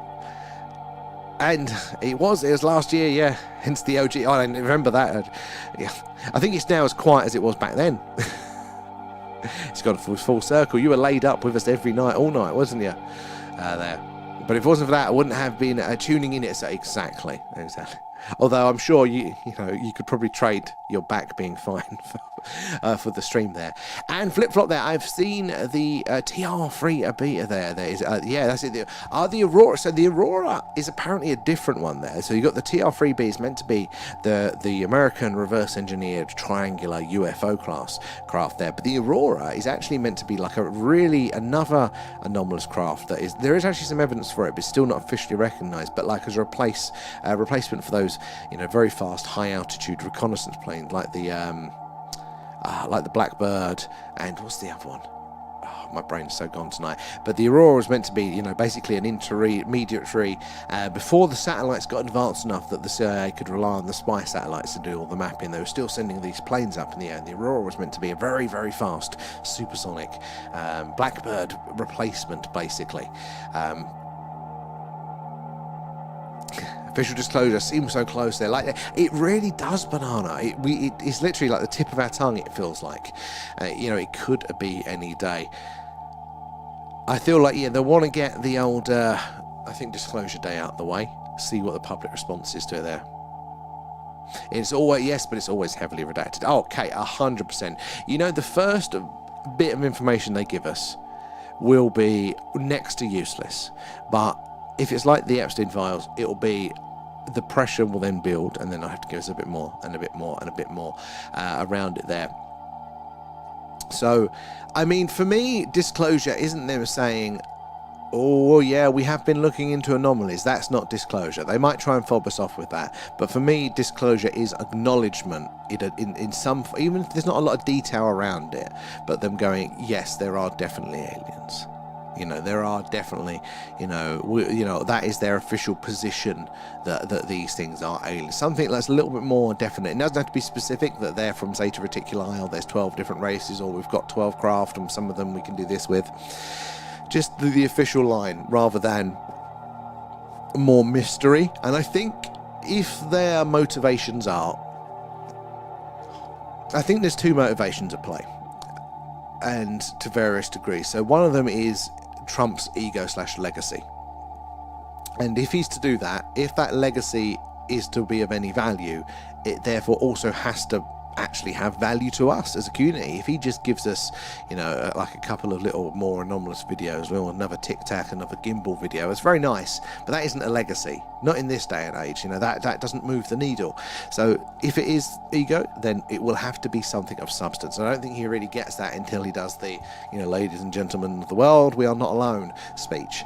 If it's a distraction, which again, another strong argument that could be for that, whether it is, you know, what's going on all around the world, or naughty's, you know, disgusting behaviour on, you know, islands in places, all of that stuff. Again, the distraction is only good as the substance and the material there. So I think they might end up having to give away something with real meat to it to actually have a decent distraction at play. And flip that, I've seen it. They patented a few. It flew, and it was extremely eerie there. We never thought that, you know, that would be phenomenal actually to see that. Whereabouts was it? Was you just out one night? Did you see it there? And but I tried to watch the Weaponized with old DG there, but I fell asleep early in there. Did you watch? I haven't watched it full yet. It's on my list for after the stream. I'm going to be watching it full. I love George Knapp. I love David Grush. Jeremy Corbell. He grates on me. Like the content of what he talks about, like the phenomena, oh yeah, like I'm fine with that, I like that and I appreciate his work, but as a person, his interviewing style, I find him quite abrasive and hard to watch. So it has to be a really good one for me to be able to listen through it there. But the frustrating part is I actually like the things that he talks about. It's just the way he goes about with guests and stuff. If we can pick it apart and there's consistent, overwhelming theme, we'll have something. This is the thing. For me, it's got to be some form of official recognition. Not that there's a mystery, but they're confirming a definite in some way, even if it's just a small one. Then that is where that needle changes for me. If they keep going, well, we've been looking for a very long time actually, and we've actually recorded a lot of these weird things in the night sky, and if they can show us videos of the weird thing, that's not enough. That's just more of the same. For me, any form of different scope, there's got to be something that they're committing to, that they're locking in there. And I don't think there will ever be a disclosure day. There's too much money to make from back engineering. Well, Flip, you might be very right. It might be one of the main motivations for not putting it out there. I think there's a few interesting possible ones, but that is definitely one of them. I think they will be forced to. I don't think they'll do it willingly, and I don't think we'll definitely get it all at once. I think it'll give us the bare minimum. But the problem is, as we're all more connected now, just like we are here tonight, talking about these things, sharing information, and looking and doing the work to get the evidence. We're all so much more connected now, so the official narrative has to reflect what the public believes. So if they're always on the back foot, if we're going around now going, look, no, lads, we're seeing these things, our friends are seeing these things, and the majority of the population are in that position because of this connected nature, they eventually have to match up. And I think they've been playing catch up. I think they've been keeping it as little as possible, just so there's stability in the system and the status quo, so it doesn't crumble. But yeah, they're doing it bit by bit. But you know, look, whatever that reality is, you know, at some point it will come out there, despite the redactions. Exactly. And yeah, but it's flipping a Richard Cranium, and is constantly trying to take the heat from his own. Oh, yes.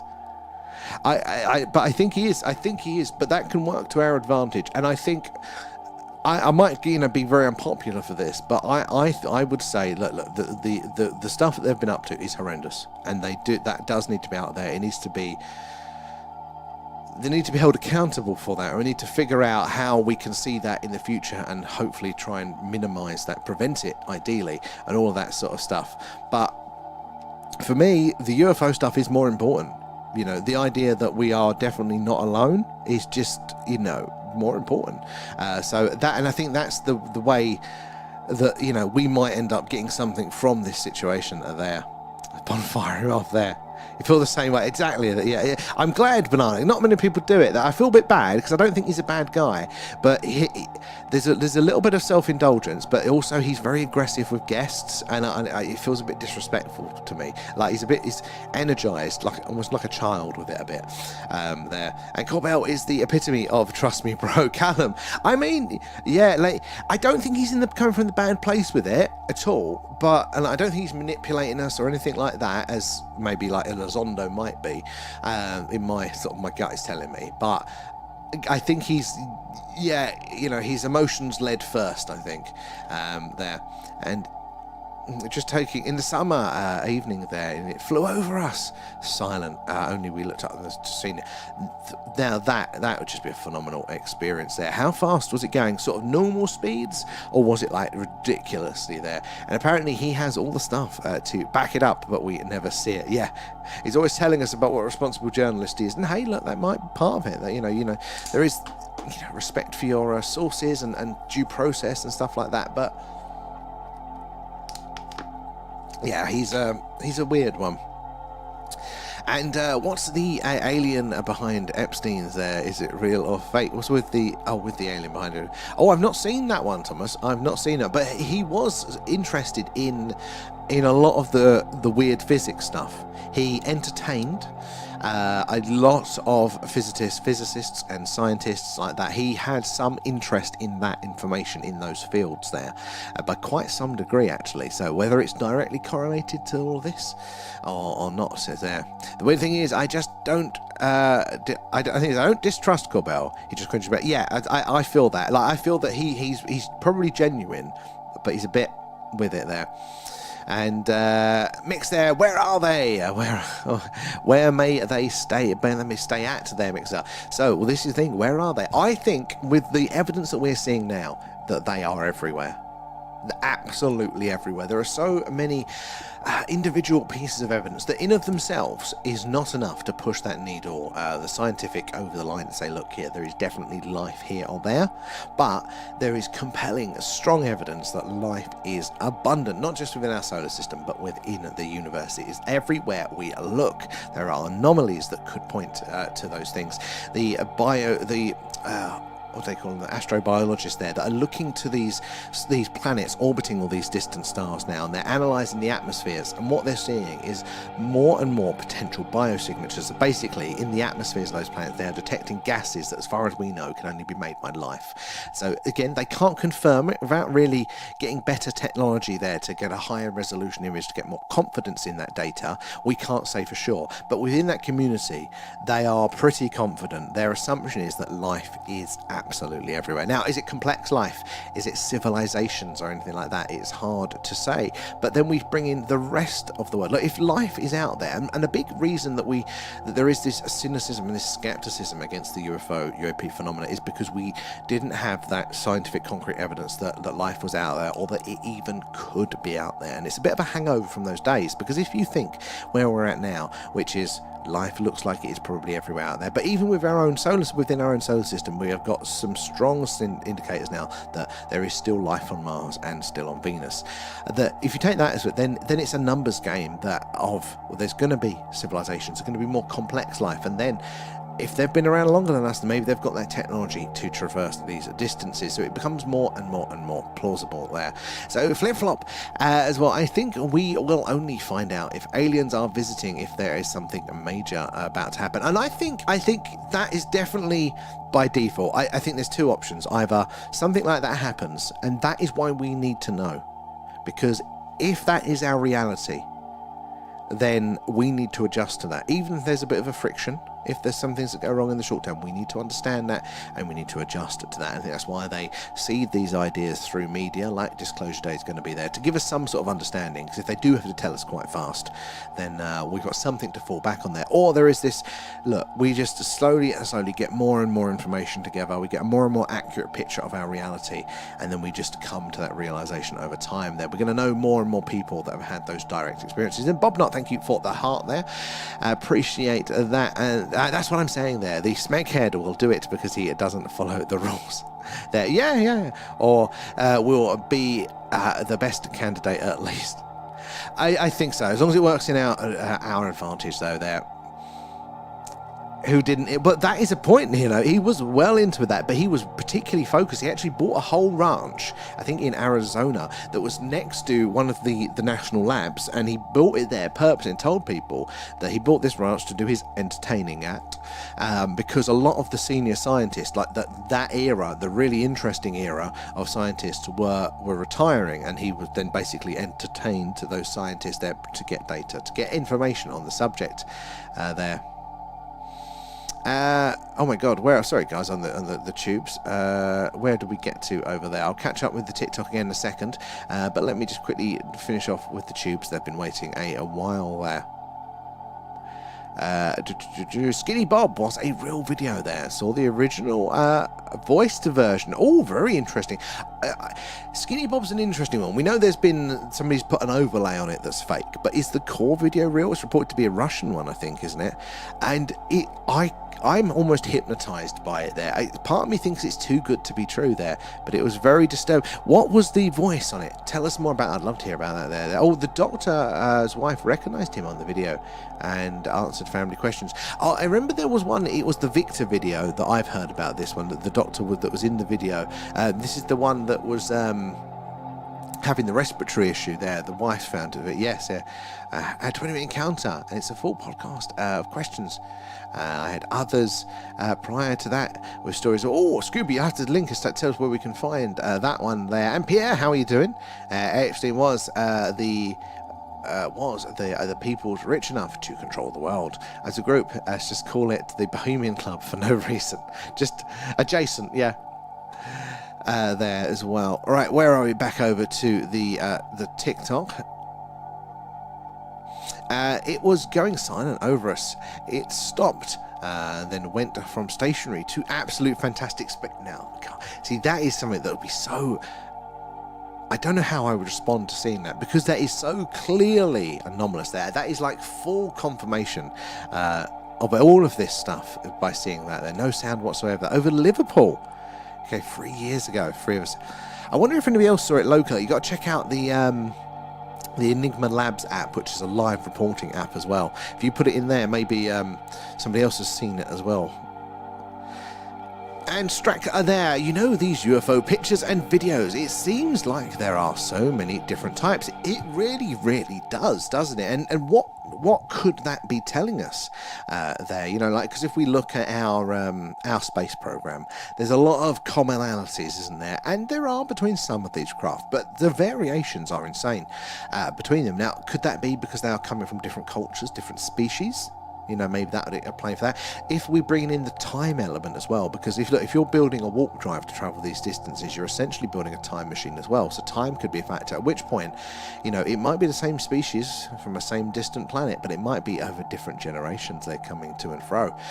So it could be very interesting there. There was one whistleblower we did a deep dive on that claimed to work in parts of this phenomena where they were monitoring these underwater massive UFO manufacturing hubs, a big UFO that made little UFOs for all of the purposes that they may need here on Earth, whether it's mining, defense, research, analysis, whatever it was. And it was talking about the different types, again, built on demand for the particular task. So maybe there's some answers or truth to that, you know, why there's so many variables. Good one there, Strack. And it went from stationary to astronomical speed there, to stopping again. That is, the inertia for that would kill us, wouldn't it? There, if it was, you know, if it was our current technology there. And Oslo, there, here is a research paper on some of what Jeffrey was talking about there, or the quantum physics, philosophy, theological anthropology, commerce, and extinction.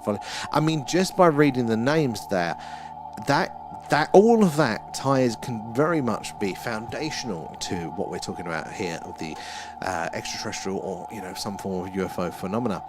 And the evolution there, I've had a direct interaction. It started December 2025 and again in April 2026. That's very, very recently there. What would you like to describe it? Would love to hear about that one if you do want to share it. It's phenomenal. Thank you for putting that in. And I don't think human beings have the intelligence to do that technology, as we're still killing for oil. Well, some of these things are I think there is an argument to be made about where we need to be as a society to be able to handle the technology.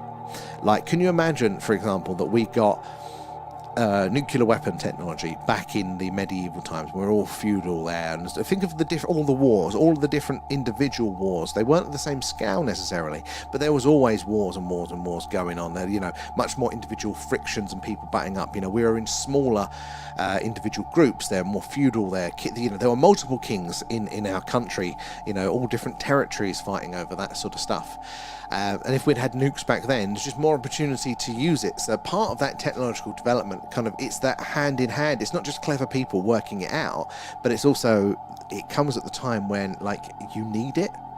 You need it most, like you need the sort of stuff, like you needed the society to be a bit more stable, so you weren't throwing that sort of strong weapon around all of the time there. So there could be, like, you know, the arguments for that sort of stuff. Okay, sorry, so I'm going to have to abandon there. Hopefully catch you tomorrow night. No worries, Kate. I'll catch you tomorrow there. We won't be on much longer ourselves there, but catch you tomorrow night there. And Oslo, thank you for the shares there. I've had reptilian interaction in 2025 there, and I've had great interaction April 13th, 2026 there, and AI interaction in 2026 there. Very interesting. So the reptilians I've heard a lot about, but not as much as the greys. And for me, the reptilian stuff, and I don't know why, maybe it's just because I've heard more of the grey stuff. I haven't got enough of those connections internally, so I'd love to hear more about that. And Strack, then there's the theory that they are coming from another dimension. God, yeah, so you've got time, you know, you've got extraterrestrial different planets, you've got dimensional quality to it as well. There are so many weird possibilities here. I do think we treat dimensions a bit in popular culture in general, we don't treat dimensions correctly, mainly because of Hollywood. So Hollywood displays a dimension as a sort of another place you can go to, but in reality a dimension is another way to interact with the same place in the same space. So the dimensions we work in right now are, you know, the free spatial ones, so forward and backwards, left and right, and up and down. So basically, as if there would be another way I could interact with this room, another direction I can go in. But so we're technically multi-dimensional. But if string theory is anything to go by, and I don't like string theory, but as we'll use it as an example, they think there's 11 dimensions there that we just don't perceive them. You know, so, and they could be here interacting going on the whole time, but we just don't perceive it there. We don't, therefore we also can't conceive of it. So if there was extra dimensional beings there, we wouldn't be able to see or even perceive in any way. We wouldn't be able to get any information from parts of them that are in those other dimensions, because it's kind of fundamental to how we work. But it doesn't mean we couldn't see any of it.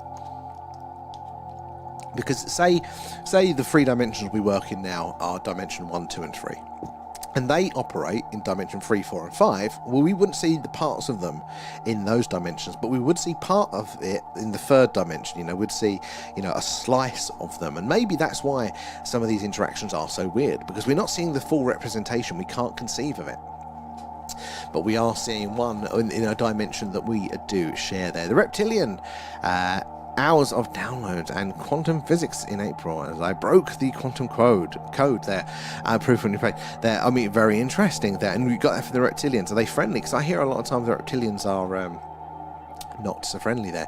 And talking to my friend, we said it would be strange if it came on the news about the visitation soon. It does feel like we could be close to it there. Well, I thought I'd share with you what we've seen. Have a great night. Oh, thank you for, I do appreciate that, and I think it was a very, very cool sighting there, so thank you for sharing that one there. And take in information now is above Earth, 6 green circles. Quantum languages are the next day there, all quantum language, including symbols, etc. I mean, the quantum world boggles my mind. I find it fascinating, but I can't claim to be able to fully understand a lot of those things. It's far too big brained for me. I like the idea of it, but I do struggle a lot of it there. And the voice is hard to describe, and that's why it's disturbing there. I could get that, and maybe that again, it's an evolutionary product for us, that we kind of have a fear for something like that. Maybe there has been something that sounds like that in history that has, you know, been a threat, and therefore we still kind of get it. We still get that response internally for it, in the same way that we still react if we see a movement like a snake there. Oh, you're on Enigma as well. They're excellent there. And look up there, the Laversburg, PA. There's a saucer in the background of the drone video. Excellent there. We turn into a light force at the end of life and get a choice to move to the next dimension if enough knowledge or return to the third and repeat. Very interesting on that one. I mean, maybe I was skeptical a lot of that stuff, but actually, the more we look into this world, the more that even the mainstream scientific community and this quantum that they're talking about, particularly how the consciousness, the more we discover there, the more it seems like everybody's talking about the same sort of effect there. And Kat's there, did you have some smart telescope? So, we don't actually. What we use is a digital camera and a good lens. So telescopes are quite zoomed in. Everybody thinks we use a telescope there, and I do want one. But no, we use, excuse me, so we use the digital camera, so that way we've got quite a wide field of view of the sky, because you never know where the action's going to be. And then we bring it in, and so normally it looks like that when we're doing our Skywatches. Hopefully we'll have another one tomorrow, if the weather is clear. And then we actually use some software where we bring that video in, and it tries to track that movement. And therefore it will compare it to anomalous movement or satellites and things like that and highlight it to us there is I think it's the Dwarf 3, there is a smart telescope now that actually has a UFO monitoring feature, and I'm like, hell, I need that. I haven't had the pennies for it, but I do need it there. But it's a good question there, Kat. And it's just the simple answers of the orbs there. The Dwarf 3, have you used it? Because I've heard it's got this telescope, and I keep meaning to look into it more, this UFO feature, and like, I really do want it there. I really do want one there. I also think, oh, if you do, you've got to let us know how it goes, because it's that immediately appealed to me. Be a while yet before the pennies are there, but I really wouldn't mind. A toy like that could help us a lot on our searches there. Yes, the Earth ones are okay. It's the grey reptilians that seem to be a little bit more different there. Okay, makes sense there. Hollow Earth, Robert. Now, this is a whole interesting thing, isn't it there? Many theories over the years have suggested that, planets might actually be hollow. It's relatively modern science that talks about planetary cores and things like that. And then you take into account the accounts of something like Admiral Byrd, and Antarctica and all that sort of stuff there. It could be very, very interesting. As of the greys are horrific when you arrive on the ship. Each person has their own unique number there. I mean, that fits in with how I imagine they would behave there. Agent X, how are you doing? Thank you for the gift there. And anyone else used to watch the bootleg videos of aliens on YouTube years ago? A long time ago. I've seen some grainy ass stuff there. And light takes 1.3 seconds to reach the moon, and 387,000 kilometers away there. Signals from aliens would take millions of years. Donald Pump, first of all, love the name there. I've got a gym shirt back when I used to go to the gym. There's just Donald Pump and it's all muscular. It's hilarious there, and you are right there. At the speed of light, if you actually watch what the speed of light is over these distances, it's actually pretty damn slow, and radio waves travel at the speed of light. So, for example, we've got, what's the closest range? And we've got a star in range tonight called Algorab. That is 87 light years away. So at the speed of light, a signal coming from that star will take 87 years to reach us. So what is 87 years ago today? 1910, 1911, Titanic sort of time? No, it's more than that. What am I thinking? 87 years. So the war, maybe something like that. Some sort of maths on the it's not my strong suit, as you can tell. So basically, that signal, if we got one now coming through from that star, it would have left 87 years ago. It's taken that long to travel. And if we wanted to reply, which we don't have the transmitter to do that, but if we did, it'd take another 87 years to go back there. So was that 170 odd year for a round trip signal? But it doesn't mean that they're not sending these signals as well. A lot of it is just getting a signal that is clearly technological, not from this Earth. That is the real eureka. And over the years, there have been a number of interesting signals detected that science just cannot explain away. And there's a surprising amount of them. And some of them are actually from very, very close by stars, like Proxima Centauri, our closest stellar neighbor, seems to be sending some sort of message there. So now, is it a message intended for us? Or is it maybe because they're that close by, maybe we're picking up their radar or something? We don't quite know. But it does appear that there is a lot of activity in the universe. But you're right about these distances there. And the evolution there, they do this for harvesting DNA. I learned some of the galactic lore. Okay, their purpose is is definitely an interesting question there. What is it that they've been doing for this whole time there? How you doing, X there? This is weird. The screen's different. You've not been on for a while. It's been like this for a while. We're trying to see if we can display more information across it there, although some of it's broken, so we might go back to the old way there.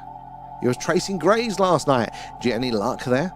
The greys had tried, but I used my knowledge, and they said, I see you brought your dog to the bridge.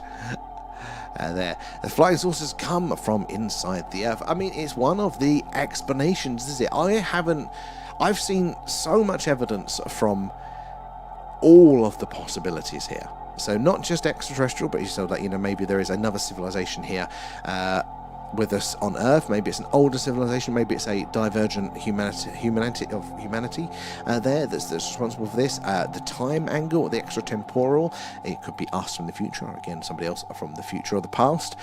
Then extraterrestrial as well. There are so many individual pieces of evidence that could argue the case for all of these variations. I don't know if I am leaning towards one more strongly there. They wanted me to accept the terms and conditions. So I did accept your terms and conditions. I would never read the terms and conditions. Ancient tunnel systems has existed on Earth since the time of Atlantis, may well be there. And also, the furthest man-made object is 1.1 light days away there. That's the Voyager, isn't it? Voyager 1. Is it Voyager 1 that's the furthest? I think so. There, which is really that slow. That is very, very slow. In fact, they released probes earlier than Voyager. I think it's the Pioneer probes were the first ones, but Voyager overtook them, and this goes to prove the point that the speed of technological advancement there, the first humans that leave the solar system on a ship to travel to another solar system there, that go interstellar, you don't want to be that first crew, because again, the speed of technological advancement means that if you go off on that ship, you're going to be overtaken by the second or the third there, because they'll be travelling much faster because of the technological increase there. Oh no, you got booted! Oh, X, is it TikTok having a sulk again there? Distract there. It's not just a matter of where we are, it's when we are. So that is a very, very good point here. We're talking about this not just on Earth, but generally as well. The universe is so old there, and it's still got a long time, as far as we understand it, ahead of itself there. And we are a mere blip, an immeasurable speck on the timeline of the universe there. So it's not just a case of does that planet have life? It's also, does it have life at this time? Do we share the universe at the same time? That is another one of those potential filters that could be at play. I think with the size of the universe and the numbers, I lean towards there being just so much life. I don't think it's a rare commodity at all, with all of the indicators that we are sort of seeing there. And then TikTok said you weren't live. TikTok's lying. It's such a sod for us. Then 1,400-mile openings at both. That is a sizable opening there. I mean, it's possible. I don't lean that way a lot, because there are some interesting cases of evidence for it, but there's not a lot of it there. And because they split my dog from my mind and spirit, and experiencing entanglement. Oh, so that's how you brought your dog there. And I'm always on, just not as you know it.